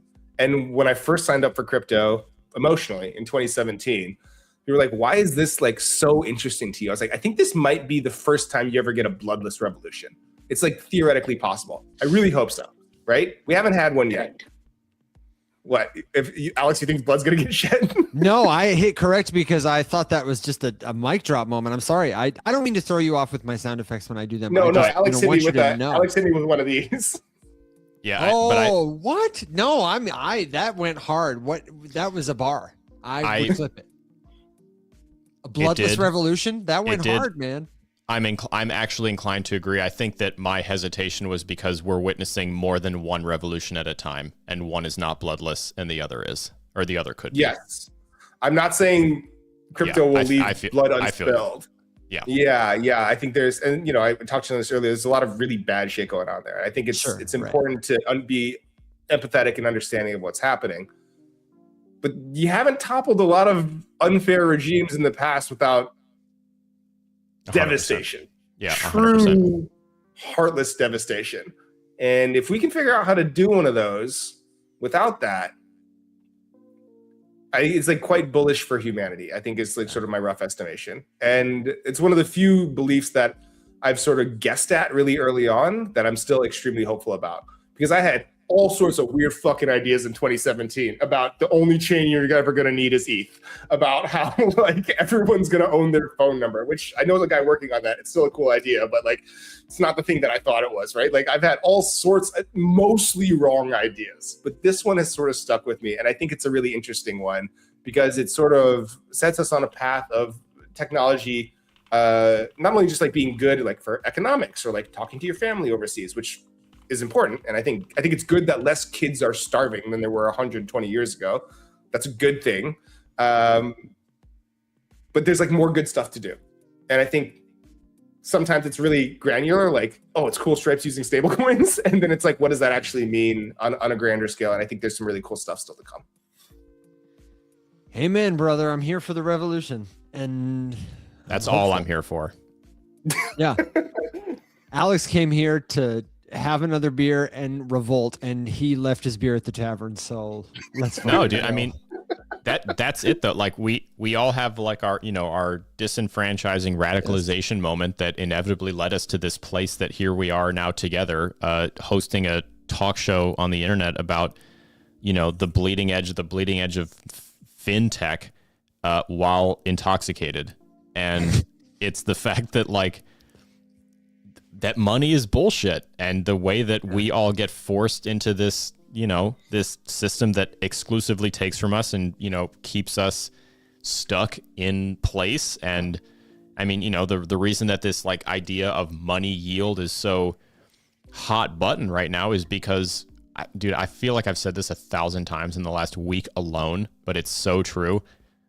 Especially now that it's like being put on full display in the world stage. But like the single biggest threat to the system as it stands is unexpected upward class mobility, and having control over your money and being able to profit from the fact that your money exists and does a lot of work for someone else right now.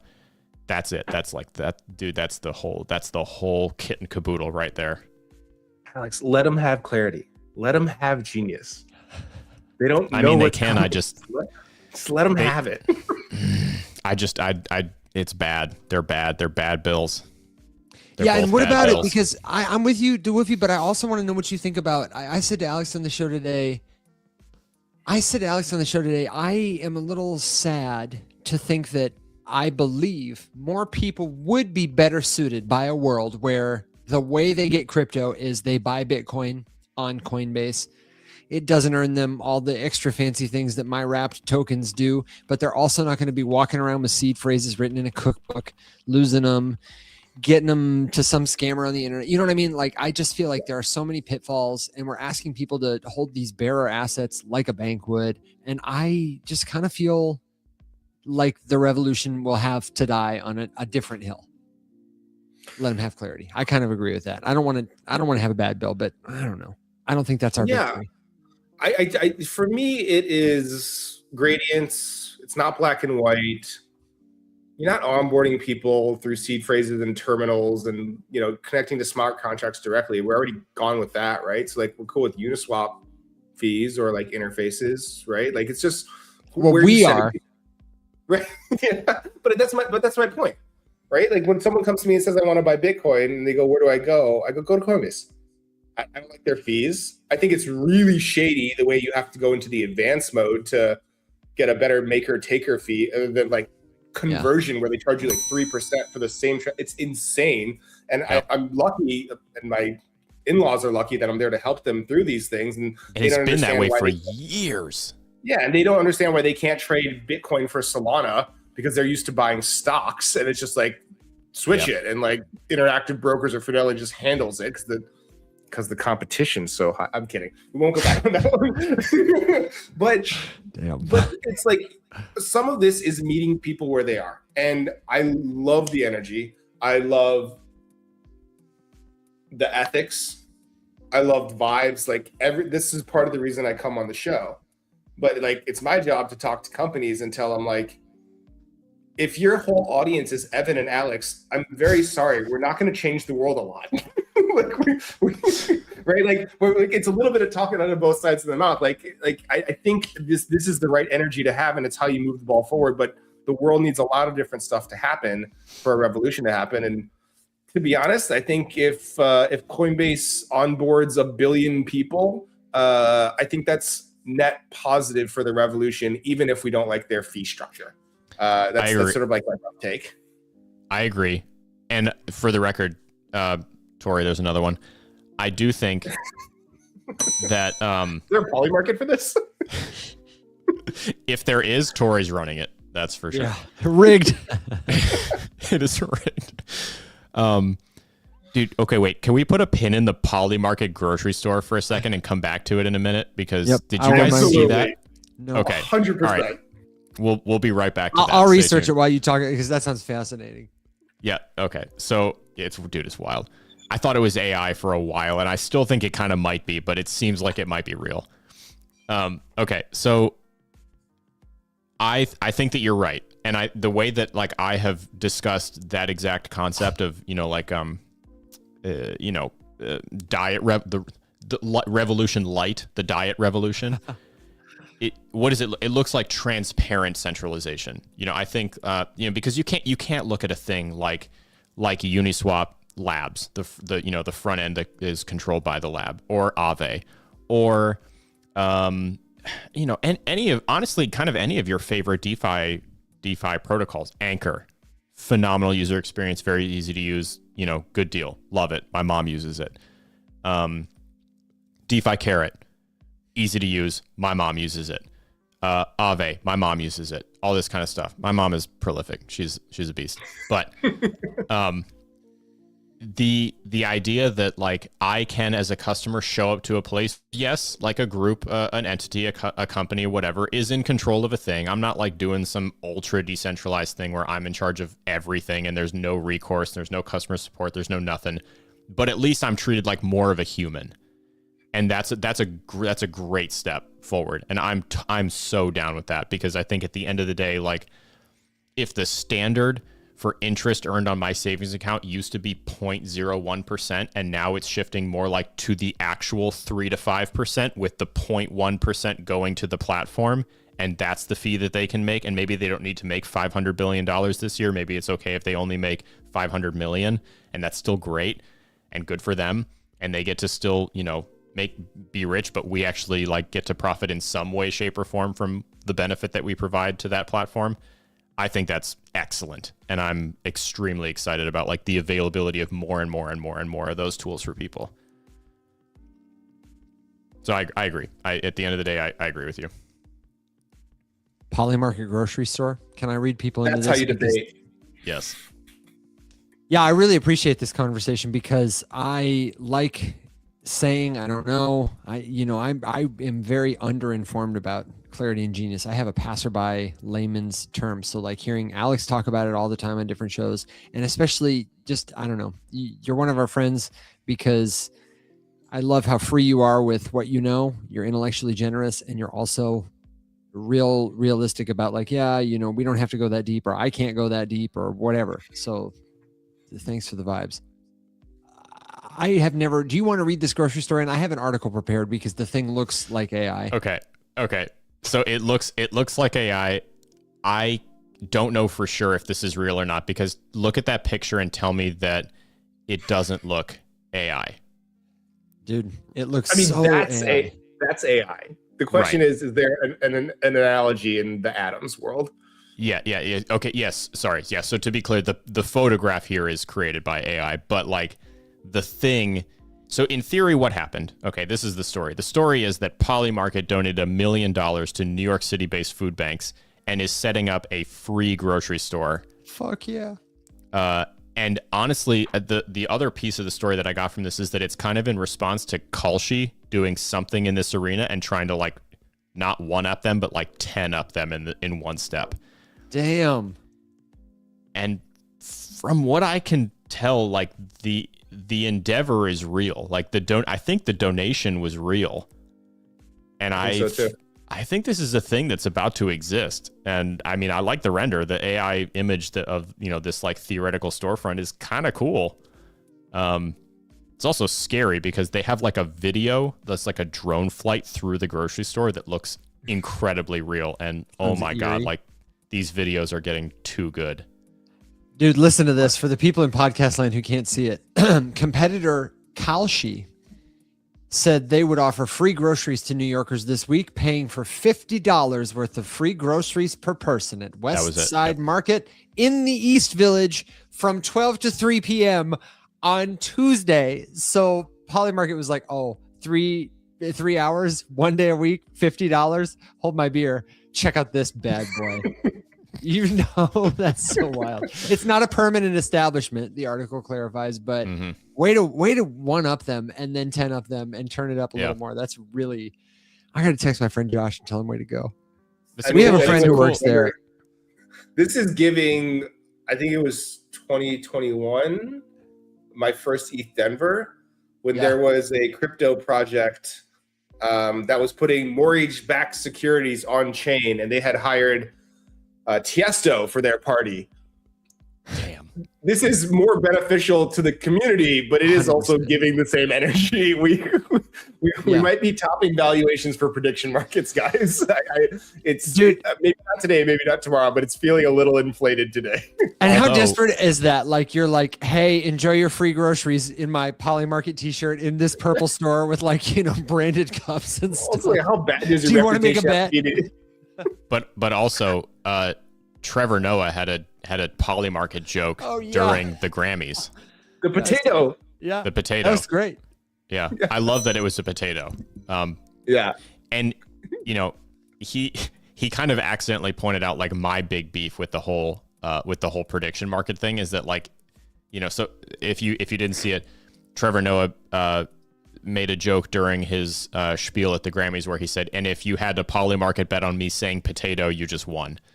And that is like, it's funny, but it's also like a major problem with these things just to be clear, like I do still have major reservations about this prediction market thing, because if you can like place a bet on like something that a single human has complete and total control over whether or not it comes true or not, and money can be put on that thing, like,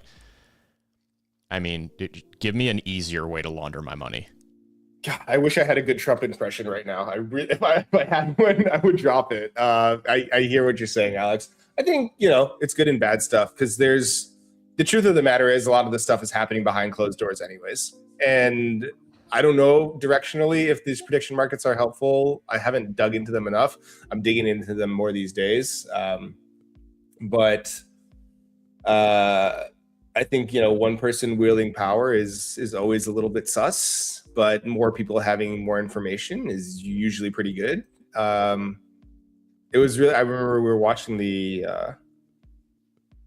election results, and my friend, bless his heart, big anime video games guy, he decided that the way we were going to watch the results was Asmongold, looking at Polymarket. Oh.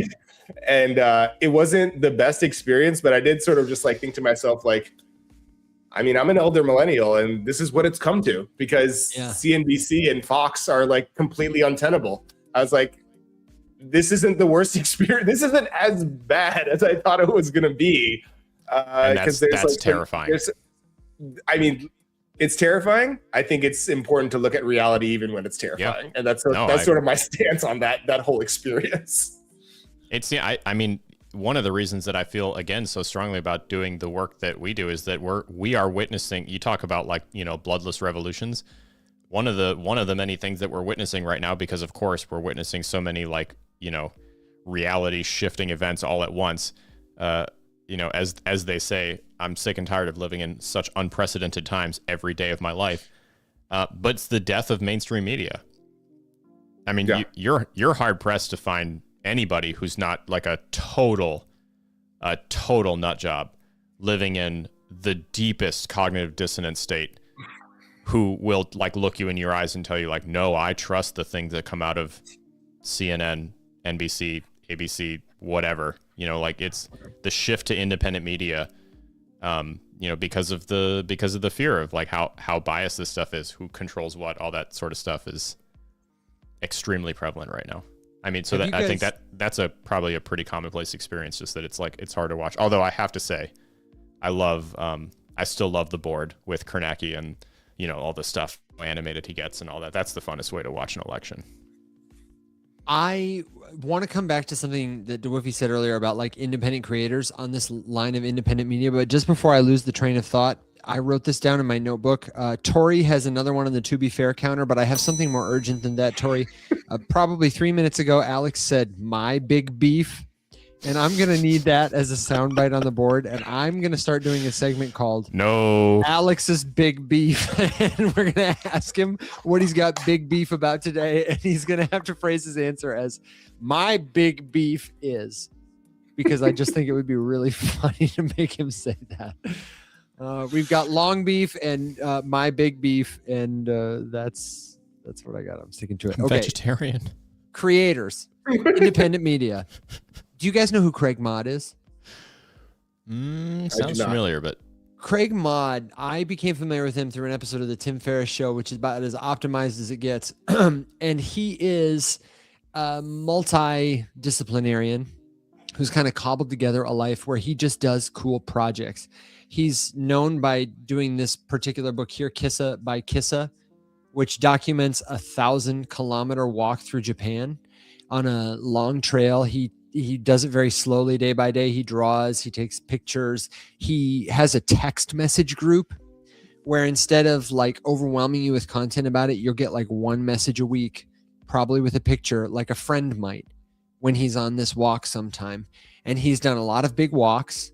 He's done a couple of different books, and he's done a very successful experiment that has become his living that was way ahead of its time. This guy was like monetizing as an independent, I make my own job creator way before it was a popular thing, before school or, any of the stuff we use and do now. And I am just so bullish on doing that because that's what we do. And I'm really excited for more people to start doing that because I think it's going to unlock good knowledge, and I think it's going to unlock better ways for people to do what they are uniquely qualified to do, to give back not only and help themselves live a better life, but everybody around them, Craig Mod, and it's craigmod.com if you want to see it. But I am always looking for other examples of models like that. I mentioned school, support a community, but this guy just kind of did his own thing, worked his way into a job. I love it. I feel like it's what I'm doing right now. It's really interesting. We've been talking about like AI and crypto and stuff. It's been brutal to try to use crypto stuff as like starting my own company. It's been great using AI. And like, I'm not saying that because crypto is bad and AI is good. I think it just highlights, I'm highlighting the potential we have here because there's no reason that I shouldn't be using, crypto for most of my business stuff at this point. But I'm going to start making more TikTok content. I've decided, that's one of the places that I want to go off. So this is sort of my coming out party in a little bit. If you guys have any ideas, especially in the comments, let me know of stuff you'd like to hear about. I don't know, my process, my ideas. I'm just going to start making shit. Like I've decided enough's enough. I'm going to start recording some videos and putting stuff out there. So, so if anyone has any ideas or questions for me, I would love to hear that so that I could have some ideas about what to do to myself. But there's been these people, right? Evan, Andrew Callahan from Channel 5 News. I don't know if you guys know him. He's a big one who's like sort of been doing his own thing. No. He's had some scandal. I won't say he's a white knight and a shining horse, but Channel 5 News has been some really interesting content over the years. There's other weird writers like Gwern. I don't know if you guys have run into him before. Gwern? Is that like Gwart's cousin? I think Gwern was before Gwart. And if you look at Gwern's website, GWERN, it's one of the weirdest fucking things you will ever see on the internet. I'm obsessed with status games, and people always want to tell me that like certain people don't care about status. This is the only person I've ever found on the internet that clearly does not care about status. It's brilliance after brilliance after brilliance, and none of it is connected. None of it makes any fucking sense. As far as I can tell, this guy or girl lives like in the mountains somewhere with like barely an internet connection and just puts out this insane amount of like extremely in-depth content. Everything from Death Note anime stuff to poetry HTML typesetting. Never seen anything like it. Amazing. Absolutely in love with this. There's another guy named Dorian Taylor who's writing on the connections between architecture and software that I just think is out of control good. It's so upsetting to me sometimes that folks like this aren't more known. I'm definitely going to go check out Mod on your point, Evan, but like, why can't I fund a research paper from Gorn? Why can't 500 people in a disenfranchised community, put together $20 to get Andrew Callahan out there and like write a piece? Not because they need to pay him for the coverage, but because he's running a business and needs to find a way to fly out there. Obviously, right now he's got millions of followers on YouTube, but before he had to put up his own cash and like hope that the shit worked out. I don't think it necessarily needs to be that way. So I think there's a lot of interesting stuff about what gets created media-wise once the financial rails are off the leash. What are your rails right now? Because I see your website. Your website is right at home with this, like, I see the Dorian Taylor mode. Like you're serving a story. You're serving the idea. Forget the structures and the conventions that people use. Like, who are you and what will serve you? So I'm curious what you want to get. You were talking about underutilizing AI. What's your tech stack? Tori just made this killer document. I think of myself as kind of a Luddite, but it's a document of all the different stuff we use, from our hardware equipment to the software we use to the platforms we distribute content on, and so on and so forth. And it was like a tome. I was like, holy shit. We really have a full, it was called The Full Stack. That's what the doc was called. And I was like, calling our stack full. And then I was like, oh, damn, our stack is full. Our stack is full, guys. It's cool. So what's in your stack? My stack, I think it's because I'm just one person. My stack is like sort of exceedingly boring in some ways. And what I've realized as I work with more and more things that like sort of how I use it, that's probably more interesting than like what it is. I will give a shout out to Opolis. I don't know if you guys have ever heard of them or featured them on the show. They're like a sort of a collective that allows you to get insurance as like an independent operator. It was made for crypto people originally, but if anyone's out there as a self-employed person and trying to get insurance in America, it's fucking brutal. And these guys do a really good job of helping you run payroll and like help you with your tax and stuff like that. So I've got Opolis on that side. I've got like Novo for free banking and invoicing because my stuff's all pretty simple. I use ChatGPT for my personal like, how do I listen to my wife better / like I'm planning a vacation, like what are the type of hotels I would like to stay at. Gemini is for deep research off like one-shotting. It's really bad at context, like keeping track of things over a long period of time. But if I just need deep research on one thing real quick, it's always Gemini. Yeah. And then Claude is anything stylistic. I cannot get the other LLMs to understand that I'm trying to create something with vibes. I just can't get them to do it. It's over and over, prompting over and over. Claude, at least I can tell them like, hey, I want to head in this direction. This word isn't right. It will retain more of that so I can get it to the right place. No LLM is out there like writing the way I want it to out of one shot. I'm exploring stuff with actually a couple different people from Farcaster building AI tooling around this idea.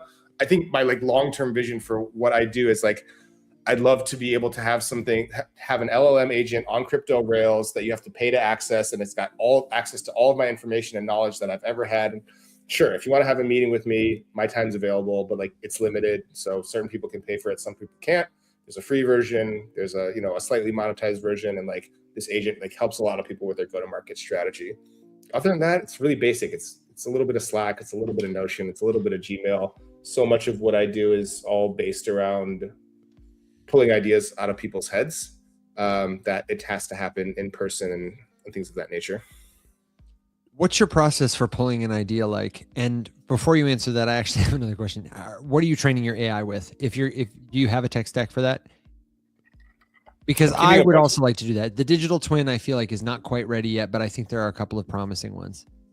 Yeah, I mean, I use Gemini to take notes. So thankfully, all my call notes since I started this practice are all hitting my Google Docs, which is really helpful. And you can just sort of import those into Claude or Notebook LM. The true answer is nothing's really working for a digital twin or anything that I would feel. It's not that it's not working at all. Like, actually, one of the guys that I'm talking to about like developing a new product and like helping him work on this thing / him working with my thing, where he creates my digital twin and I help him create it. And in exchange, he gets to ask it for go-to-market advice. Is sort of the weird value exchange we have I going think that's on. a good trade. That's a good trade, man. There are a couple. The one I would tell you that I would explore if I had the time to really invest in it and also wanted to pay for it is I would do Delphi.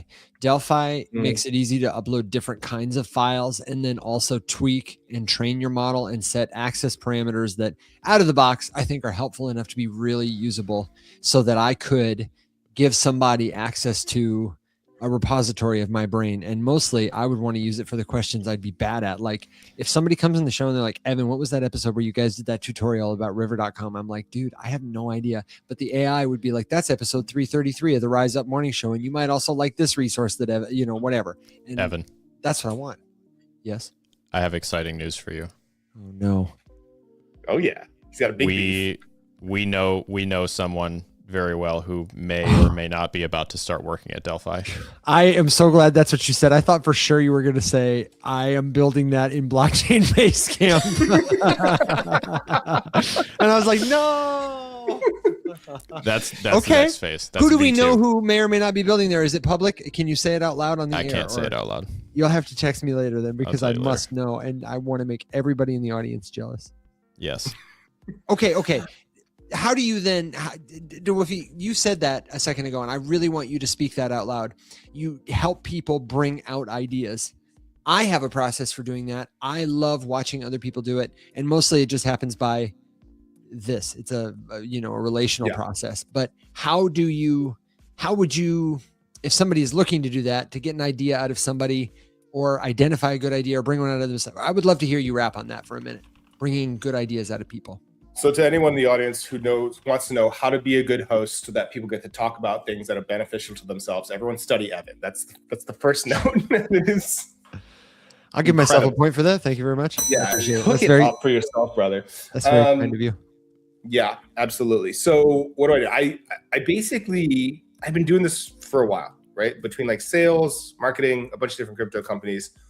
I sort of sat back and was like, what are the things that I'm doing over and over and over again? And especially stuff that it's not that people don't know it. It's that they sort of skip over it and don't codify it. And then the problem becomes you don't have anything to go back and reference as to why you're doing something and making these decisions.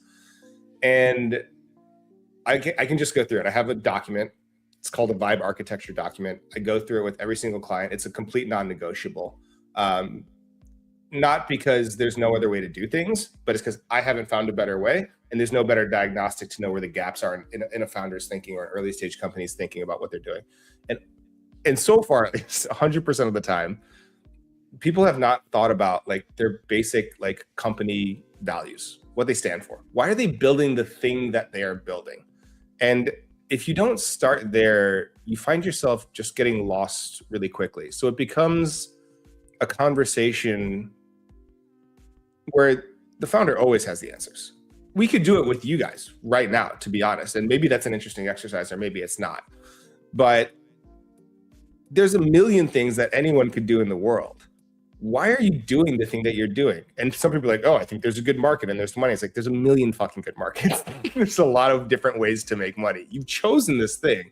And it's usually because a combination of you stand for something and you think the future is going to be a certain way, or it wouldn't be another way if you didn't do this thing, right? And getting down to that core sort of thing that you stand for, once you get that, you get everything else really quick. You get the positioning for your company because you learn the things that you're going to do that no one else would ever do. And you learn the things, more importantly, that you're never going to do that other people would ever do. For example, we can sort of hypothesize that you guys sort of stand against creator coins and things of that nature. So we know you're not going to take sponsorship from certain types of companies that are down for max extraction. Yeah. Point blank. It's never going to happen, right? Good. We've got a positioning now. From there, you can start to get into your audiences and your ICPs. Who's interested in this thing? Who stands with you? Who's going to be interested to hear your message and the thing that you're going to like? Perfect. What do we say to them and where do they live? And that's sort of the structure of the document. From there is where it splits off. From there, you could take it to sales calls and training. From there, after that, you can take it to your website language, or how do you tweet about things? What are the blog articles that you want to write? There's a million things you can do once you know what you stand for, who you want to talk to, and what you're trying to say. Then all you're choosing is where you say it and different ways to say it. So what does that look like? It's a bunch of calls. It's a bunch of talking back and forth. Does this fit? Is this resonating with you? I think it's a lot easier to put ideas out there and then be told that you're wrong than sort of like keep asking questions and like assume people know what's happening. But at the end of the day, that's sort of like roughly what the process looks like. And it's been interesting for every single one that I've worked with, because it's very rare that you find a founder that doesn't have passion about these things. But it's also very rare that you find a founder, and I consider you guys founders for whatever that's worth, that have thought deeply about what those things actually are and why they're doing them. So that's usually what we end up working on most of the time. Yeah. Would clarity be an accurate word for the thing that is missing, or would you call it something else? Yeah, there's a lot of different words for it that I use on the website. Clarity and structure are usually the two big ones that I use, because clarity implies there's like, some sort of fog or muddiness, right? But the other thing about structure is really like giving yourself guideposts. And a word that I use a lot is affordances. And I don't know if you guys are familiar with the term, but I'll explain it for the audience regardless. Please. At least in architectural terms, it means the idea that like when you put something somewhere, it can block something, but it gives you access to something else. You put a stairwell, right? In the middle of a hallway, you can't walk through that hallway anymore, but now you can go up to the second floor. So being able to cut off certain things will actually allow you greater reach and greater ideas, but only if you are sort of aware of what you're doing, because you can build a stairwell into a ceiling and it's fucking worthless. So being aware of that structure is really important. That's really Clarity interesting. Act, shout out, let's go. I know, right? He said clarity, and then when he said Clarity Act, I was like, oh, Depressive Hacks. Shout out to Depressive Hacks. I'm giving Depressive Hacks a ding in the comments, though, for making me smile about it, because I immediately had a recoiling reaction. I thought you gave a point to Gary Gensler. I was about to buy it. No, I would never. Yeah, it would be fun to do. It would be really fun to do that sometime. And I think it would be helpful. I think it's always helpful to model that kind of process. Not that I want you to give away. What I know is that, the process is, I'm sure, proprietary and honed through your secret sauce, but nobody could do it the way you would do it. It's really good for people, though, to get that. It's just like learning a new crypto skill. You don't need to know how to use Coinbase or Binance. It's not like one wallet or crypto thing is better, but you should know the skills to be able to arrive at outcomes, at solutions when you have a problem. And for most founder types I know, the idea, the vision is never the hard thing. The hard thing is, how do I operationalize that? What needs to matter to me? How can I reach it from this place where I am right now? Because I see that, but I don't see the path to get there. So I think that's really helpful. I'm just channeling rage. For what? What do you mean to what? You don't know what I'm angry about? What are you angry about? Evan, come on. Alex, what? You know exactly what pisses me off. I mean, of course I do. I could write a list, but yes, the driving force of doing this.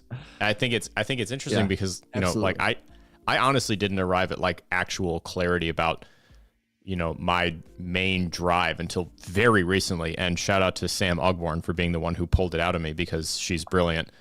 But I could have given you the, like you said, Dave, I could have waxed poetic about what that was, at length, and then realized it was actually just because I do believe that people deserve to be okay. And right now, most of us aren't.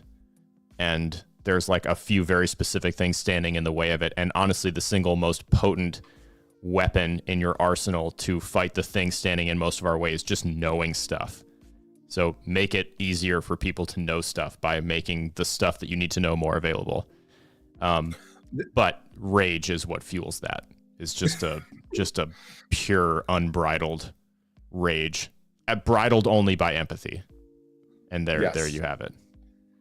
I think rage can be useful. And let me rephrase. Certainly. Rage is going to come about no matter what. Might as well make it useful. Is sort of my stance on rage. But these are like really good values. And I actually, if you guys don't mind me waxing poetic just a little bit more about like good values and stuff. Wax poetic counter at 3. Easy. We can get it up there, dog. Dude, we're doing numbers on some interesting phrases tonight. We're doing numbers on some interesting phrases. This should probably be a clip too, honestly, Tori, if you're still in the chat. Good values, and I love the ones you said, Alex, they only stand for something if you can somewhat reasonably take the other side of things. Right? This is something that people really run into a lot with values. They're like, why are you doing this? Like, because I want to be the biggest TVL DeFi exchange in the world. And great. So does every other DeFi. Like, it doesn't mean anything. You know what I mean? Unique. I believe that people deserve to be okay, and they're not. There are people that take the other side of that argument. We know there are. There are people that think people are okay, and there are people that don't think people deserve to be okay. Both permutations of that thing, right? So any good value really stands for something, and you can take the other side of it and you can argue it. And that's the only reason that'll ever mean anything. And I think people get scared about drawing those lines in the sand because it means reducing your TAM, reducing your customer base, whatever it may be. But one of the ideas I have on my website is like, you can't not let people feel included without the idea of exclusion. I think Alex will be the first to tell you that some people are not fucking welcome here, right? But that lets other people feel safe. And that is like part of the core thesis that I believe in, especially for like your messaging and stuff.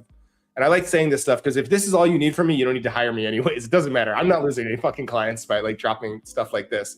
It's really important to think about who your company, your product, your show, your tweet is not for, to make sure you're not accidentally catering to them, because it's a slippery slope. Yep, I love that. Here's the interesting thing, though. And I know we're a little past time. So do you have a couple minutes to land this plane, and then we're coming up on, we're over. Flew. Yeah, I mean, I'm 3 bottles deep, so let's okay. Then let me ask you this, because what's interesting, I think about Alex and I as co-founders is we tend to we had a really good conversation the other day with Tori after a show about this, about what we stand for and about who is welcome and who is not, and how we open a door to possibility for all people, and people to change their minds or change their way of doing life, to go from being you're in the out group to you're the in group, the many who've yet to join us from one of the many. And I'm just, that's really interesting to me. I push back on Alex. He pushes back on me in a really productive way all the time. So we get to explore those things very naturally, even though we tend to, at the base of things, agree about a lot of like value stuff. I have a very different reason for wanting to do it, Alex. My value is that I believe the most important thing, I also want to help people. That's my like core value. I believe life is more fulfilling when you are able to help other people. And I believe that is how you can help yourself to freely experience life. Like, everybody should have the freedom to fully experience life. And for each person, that's going to look different.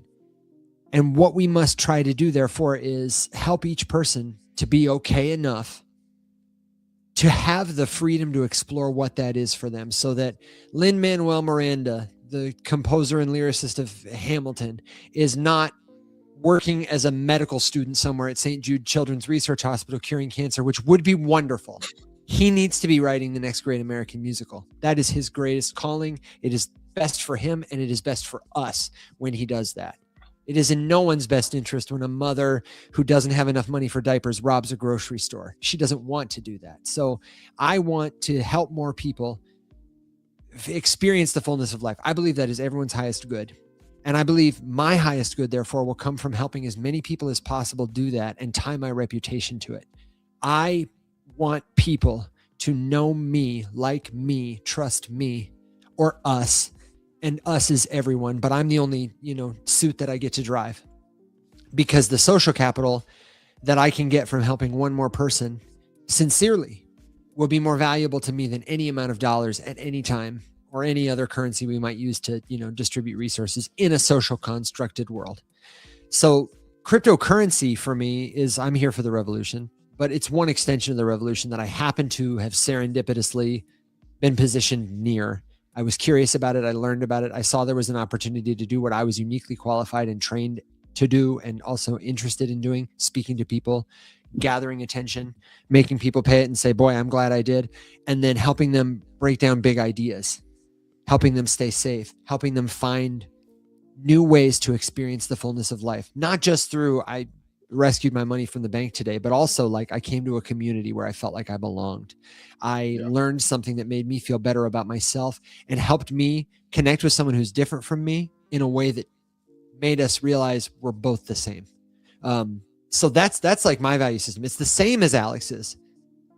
We got to help people be okay, but there's different. overlap, right?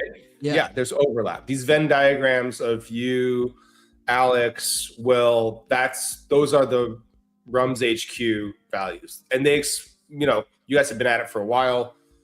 You guys have a lot of practice. You guys have a lot of camaraderie. I'll be honest, you guys have very lucky to have found each other. I feel that, very deeply in myself. Like, I know a lot of people who never fucking find their Alex or their Evan. And that's just the way they live life. And, it is what it is. Maybe they find a wife or something instead. Whatever. We don't need to get into the serendipity. Some people have a wife. I have Alex. Big beef. The phrase purposefully. But it describes even things like moving from Discord to Circle, right? Yeah, sure. These decisions all come from an overlap of the Venn diagram of the values that you guys have. And I think it's really great that you guys have each other. Really great. Alex, is that where you thought this was going to go? No, but I think it's funny because that'll be $600. Come on, it's after dark. I hope everyone knows that this is it's 9 o'clock for me. I didn't, and Alex showed up drunk. I'm just playing catch up. So I think, but to your point, Evan, I think the values are real. I think they're good. They come through strong for you guys. I think especially for technical founders and other folks in the crypto space, it's not clear. They do not have the training. They do not have the self-awareness. There's a million reasons why these things wouldn't be clear to other folks. You asked, like, the genesis of this whole conversation was like, how do I pull these things out? It's a conversation. It's a conversation just like this. It's literally the exact same fucking thing. But if I'm being perfectly honest, for crypto and AI founders, there's less laughter, there's more awkward pauses, but this thing that comes out is just as valuable and as important. Yeah, one of my favorite jobs that I would like to have more time for, there's so many things that are on my list to do that I won't get time for in this life, but one of them I enjoy that I'd like to have time for when I can is I love getting to sit down with other people who are founders, other people who are working through problems, and to be the sounding board, to be a host for the conversation and their ideas, because it's just so cool to see what can emerge when somebody is able to get some perspective on a problem that they're probably the most qualified person to solve. So I'm bullish on that, man. They might be the only qualified person to solve it frequently in my experience too. Dude, seriously. Well said, Dawufi. Depressive Hack said relationship counseling today on the show. And Bearded said, aw, Alex, you complete Evan. They love the love. I think we should do a round of final thoughts, and maybe we should save a wallet giveaway for another time, because I'm glad to do a wallet giveaway. But I just realized how late it is. Mm-hmm. And let's do that. Let's make a promise to do this. Alex and I talked about this today. Here's your teaser. We got one more episode of the show tomorrow. Alex and I talked about setting up a dedicated live to give away some wallets and also teach about cold storage. So we could also give one away in the morning. We never do them on the morning show. Okay, come back tomorrow and we will really give away a wallet. I'll be back. At least one. At least one. If Alex has anything to say about it, we'll do more. So let's do a round of final thoughts so everybody can get their points, because we actually have several really interesting ties right now going on. I just want you to know that. And with that, I will say thank you. Dawufi, can I direct people to your website and anywhere else? Or is the website like the best place they should find you while Alex thinks of a final thought? And people, who want to do this with you, can they book you right through the website? Yeah, just contact me there. I'm Dawufi everywhere. Telegram, Twitter. I chose it. One of the reasons I chose it specifically was because no one would ever else has any reason to want this combination of letters on any platform anywhere. So true. You're the only one I know. Yeah, exactly. So I have my Telegram, Farcaster, X, Twitter, whatever. I'm active. Clearly, I think one of the benefits about being a go-to-market consultant means that I get to spend time on social media and checking my email. It's definitely all part of my job anyways, to stay involved with the zeitgeist. So yeah, and even if you don't need to work with me, if you have questions, I really do. One of the reasons I love coming here is I feel like we have similar energy in that regard. Like I'm here to be helpful as much as I can be. My time is valuable. You know, I draw boundaries, and like, I'm not here to like, you know, design your entire thing for you. But if you have a question and you're a good person, like just let me know. I'll be helpful if I can. It doesn't have to always be so like on the nose, but if it is, great. Even better. If it's not, that's fine too. Dude, when we met in person, the vibe was immaculate, and I really appreciated how just forthcoming, transparent you were. I need to know when I'll get to see you next. Now that you're kind of hanging the sign out your own door, are you staying local? Are you traveling? Are you going places? We're going to be in Denver for ETH Denver, and we'll be at Consensus for sure in Miami. But will we see you anywhere out and about this year, or the folks back home listening? I'm sure you'll see me somewhere. ETH Denver. Sorry, I didn't even get to loop this in. Talking about credit card points, I just went to Maui for like basically free. Bro, what? You didn't drop that alpha? I went to Maui for free on credit card points, purely off churning Chase Inc. business cards. I paid like probably $500 total to stay at the Andaz and like fly there or business class, like back and forth for a week. So shout outs to the banks. You might be trying your hardest. I try harder. But that's a long way of saying that it's getting difficult to justify stuff like ETH Denver when I probably only got room for like 2 more clients in my roster. I'll be somewhere at some point, especially if I have a bunch of friends there.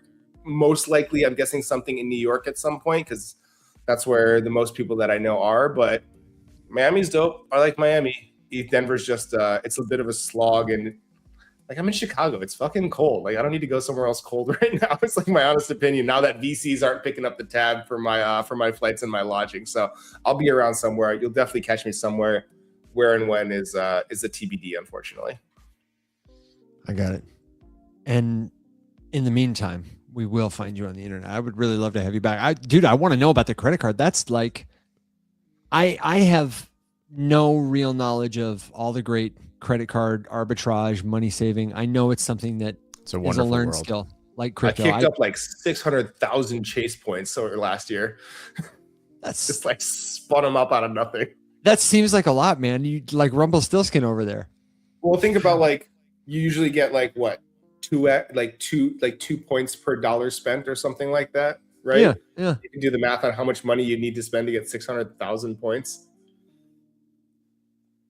God damn. But I didn't spend that much money, to be clear. Those points aren't. Those are all sign-up bonuses and other things. We can talk about. We can have a whole episode on how to fuck the banks right back if you guys want. Yeah. That would We'll have be to get Taylor for brilliant. that one. That's like one of her specialties. Oh, sick! Yeah, let's get into it. Yeah, and I really, I have a lot of them written down on sticky notes. Like now that we have a company with a bank account structure, like we're not just moving crypto around, I really would like to take advantage of some of those, like 2 direct deposits to your account for $1,000 balance, and we'll give you $400. Like that's great money. There's so much of that out there, or at least 2 or 3 of them I probably qualify for, and it's an extra $1,000. Mm-hmm. We'll get in the DMs. I got some water for you, brother. Okay, then I will yield to Alex first to ask. Alex, do you have a final thought? Is there a last question you want to answer? And if you are in the audience and you have a final thought, you have a good joke, you have a word of wisdom, you have something you did not get to share, put it in the comments now before we ride our cats and cows into the sunrise. I haven't slept since yesterday. I was up all night editing a video about Mardi Gras. Awful. It's terrible. I am, you know what? My final thought, just because it feels like an appropriate place to end with today, is just to double down on one of my go-tos. DeFi is inevitable. They wouldn't be trying this hard to kill it if it wasn't terrifying to them, the proverbial them. And that's our secondary mission, to be a thorn in their side and to terrify them. And DeFi is going to win. It's going to be, like you said, could be dark in the interim, but it's going to win. Dawufi, have you got a final thought for the audience before I give one quick and then tally some points for us? Man, I've got so many, and none of them feel like the one. I think I'd like to end with, I'm here for the revolution. I'm really glad that you guys are too. I'm very grateful to be welcome to your platform more than anything else. For all the bullshit and the arguing and the drinking, it's all really good fun, and I love a good subversive conversation. Even if Alex wants to be a thorn, and I'm a little bit more virus, a little bit unseen, a little bit cough when you wake up in the morning. Everybody, It'll get you. everybody Sneak needs up an on anger. you. Yeah, Everybody needs an anger translator. Yeah, exactly. And harness your rage. There was so much good stuff, man. It's just such a pleasure to be here. Honestly, you guys bring out the best in me, and I couldn't appreciate it anymore. So thank you. I can't think of anything more important than that. Man, you're welcome on our platform anytime. Bearded says, I still think there will be bloodshed. And I think what we need, I was trying to generate this, and I may be able to do it. Let's see. Have I got it? No, this is terrible. Nano Banana has failed me. That great image generator. I came to it with a prompt I generated in Claude, asking for the picture of Alex that he uses as his headshot to be redone for a Cologne campaign titled Rage, with the tagline bridled only by empathy. And this is what it gave me. Look at this. Rage. And they misspelled bridled and they misspelled empathy. And Nano Banana is supposed to be like the premier Gemini image generating model. I'm so bearish. There's a huge opportunity here, I think, for you to take Alex's headshot, which is in our community folder. You can get our branded files, and you can come up with, I'm thinking like a Sauvage style campaign.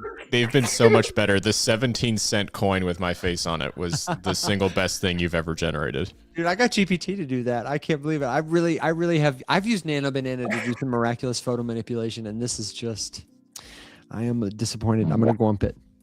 Yeah, that was bad. That was my final thought, and that means that nobody got any extra points, but hopefully somebody got an idea for their Cologne startup.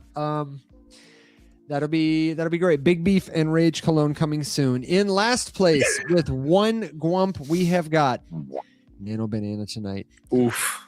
Lots of ties for on the board, 1 point, including returning all the capital. Shout out Farcaster, POAP, Blockchain Basecamp on the board with 1 point. Stripe on the board. For the Record had 1 tally. Wax Poetic had 3. That's pretty impressive. Trevor Noah's Polymarket joke had 1 point. Easy Things to Have Faith In. They got a point. And and Depressive Hacks. You got a point too. Shout out Depressive Hacks. Thank you for being here tonight. Thank you all for being here tonight. Christina, congratulations. You have 5 points. Tori, you have 2 points. And that means, guess what? I really thought we were going to have a 3-way tie for first place, but we actually have a tie for second place. Alex, Classic. You and I are tied in second place, and Dawufi, man, you had 2 extra points at the end, which means that you are the winner of tonight's show. Congratulations. I appreciate it. It is rigged for anyone that's curious. Evan promised me the win before that I came on. So one of the benefits of coming on the show is collusion, just like the banks. If you want to experience that for yourself, come on Rise Up Morning Show. He's going to give you some of that golden barley soju. You probably get another point right at the 11th hour there, because I forgot to give this game is corrupt. Evan is corrupt. He is not a benevolent leader. And he does absolutely stack the deck in the favor of whoever he feels like having win every single night. So for the corruption talk, Dave, you get another one at the last minute. Thank you. What is the name of the stand-up network? I'm forgetting. The stand-up comedy network, like a television network? It's like an improv. I don't know about a network, but we had Whose Line Is It Anyway in the comments, where the rules are made up and the points don't matter. Mm-hmm. It's very close. Oh, Are you what talking is about this? Improv Olympics? Are you talking about the Second City? Are you talking about No, it's oh my god, this is something out. It's this. It's Wild and Out no. Why can't I think of with this? It Nick is- Cannon? I feel like you're gonna be a fan, Evan. They got a No Dungeons idea. and Dragons show. They have that show with the game show with Brendan Lee Mulligan where the host is the guy. Brendan Lee Mulligan, yes. Yeah. What a terrible. I know exactly what it is. I would love to be cast on that show. They've hired people from social media before. I would love to do it. I feel like it's giving that, and that's a terrible way to end this because it was so much better before. But the rigging of this system. Yes. But we are here for the revolution. That's the note to Yeah. end on. Don't pay any attention to the rigged game up front. It's a party in back. It's utopian. All animals are equal. Some are just, more equal than others. Really though, truly, we want this to be a place where you get inspired, where you get ideas, where you write down things in your notebook, just like us. So, don't hesitate to poke fun at It's called us. or poke Dropout. fun. It's a plug that I don't have to do, but it's Dropout. Exactly. Just 'cause it's bothering me. Dropout is the name of the channel. Oh, Dropout. No, /app. then I'm thinking of a different one. Dropout.com. Maybe. I just know it's Dropout. Okay, noted. Clip it. Dropout. Clip it. Actually, don't Let clip it- it. Don't clip that. That'd be a really boring clip. Don't clip it. It's not as good as any of the other clips. It's going off the rails. Alex is sobering up. Shut it down. Yep. Yep, We're going to it's be time. back tomorrow with more Rise Up, and we will be live in the community. Until then, my friends, stay safe, be well, and thank you, as always, for being the very best part of what we do. Everybody, rise up.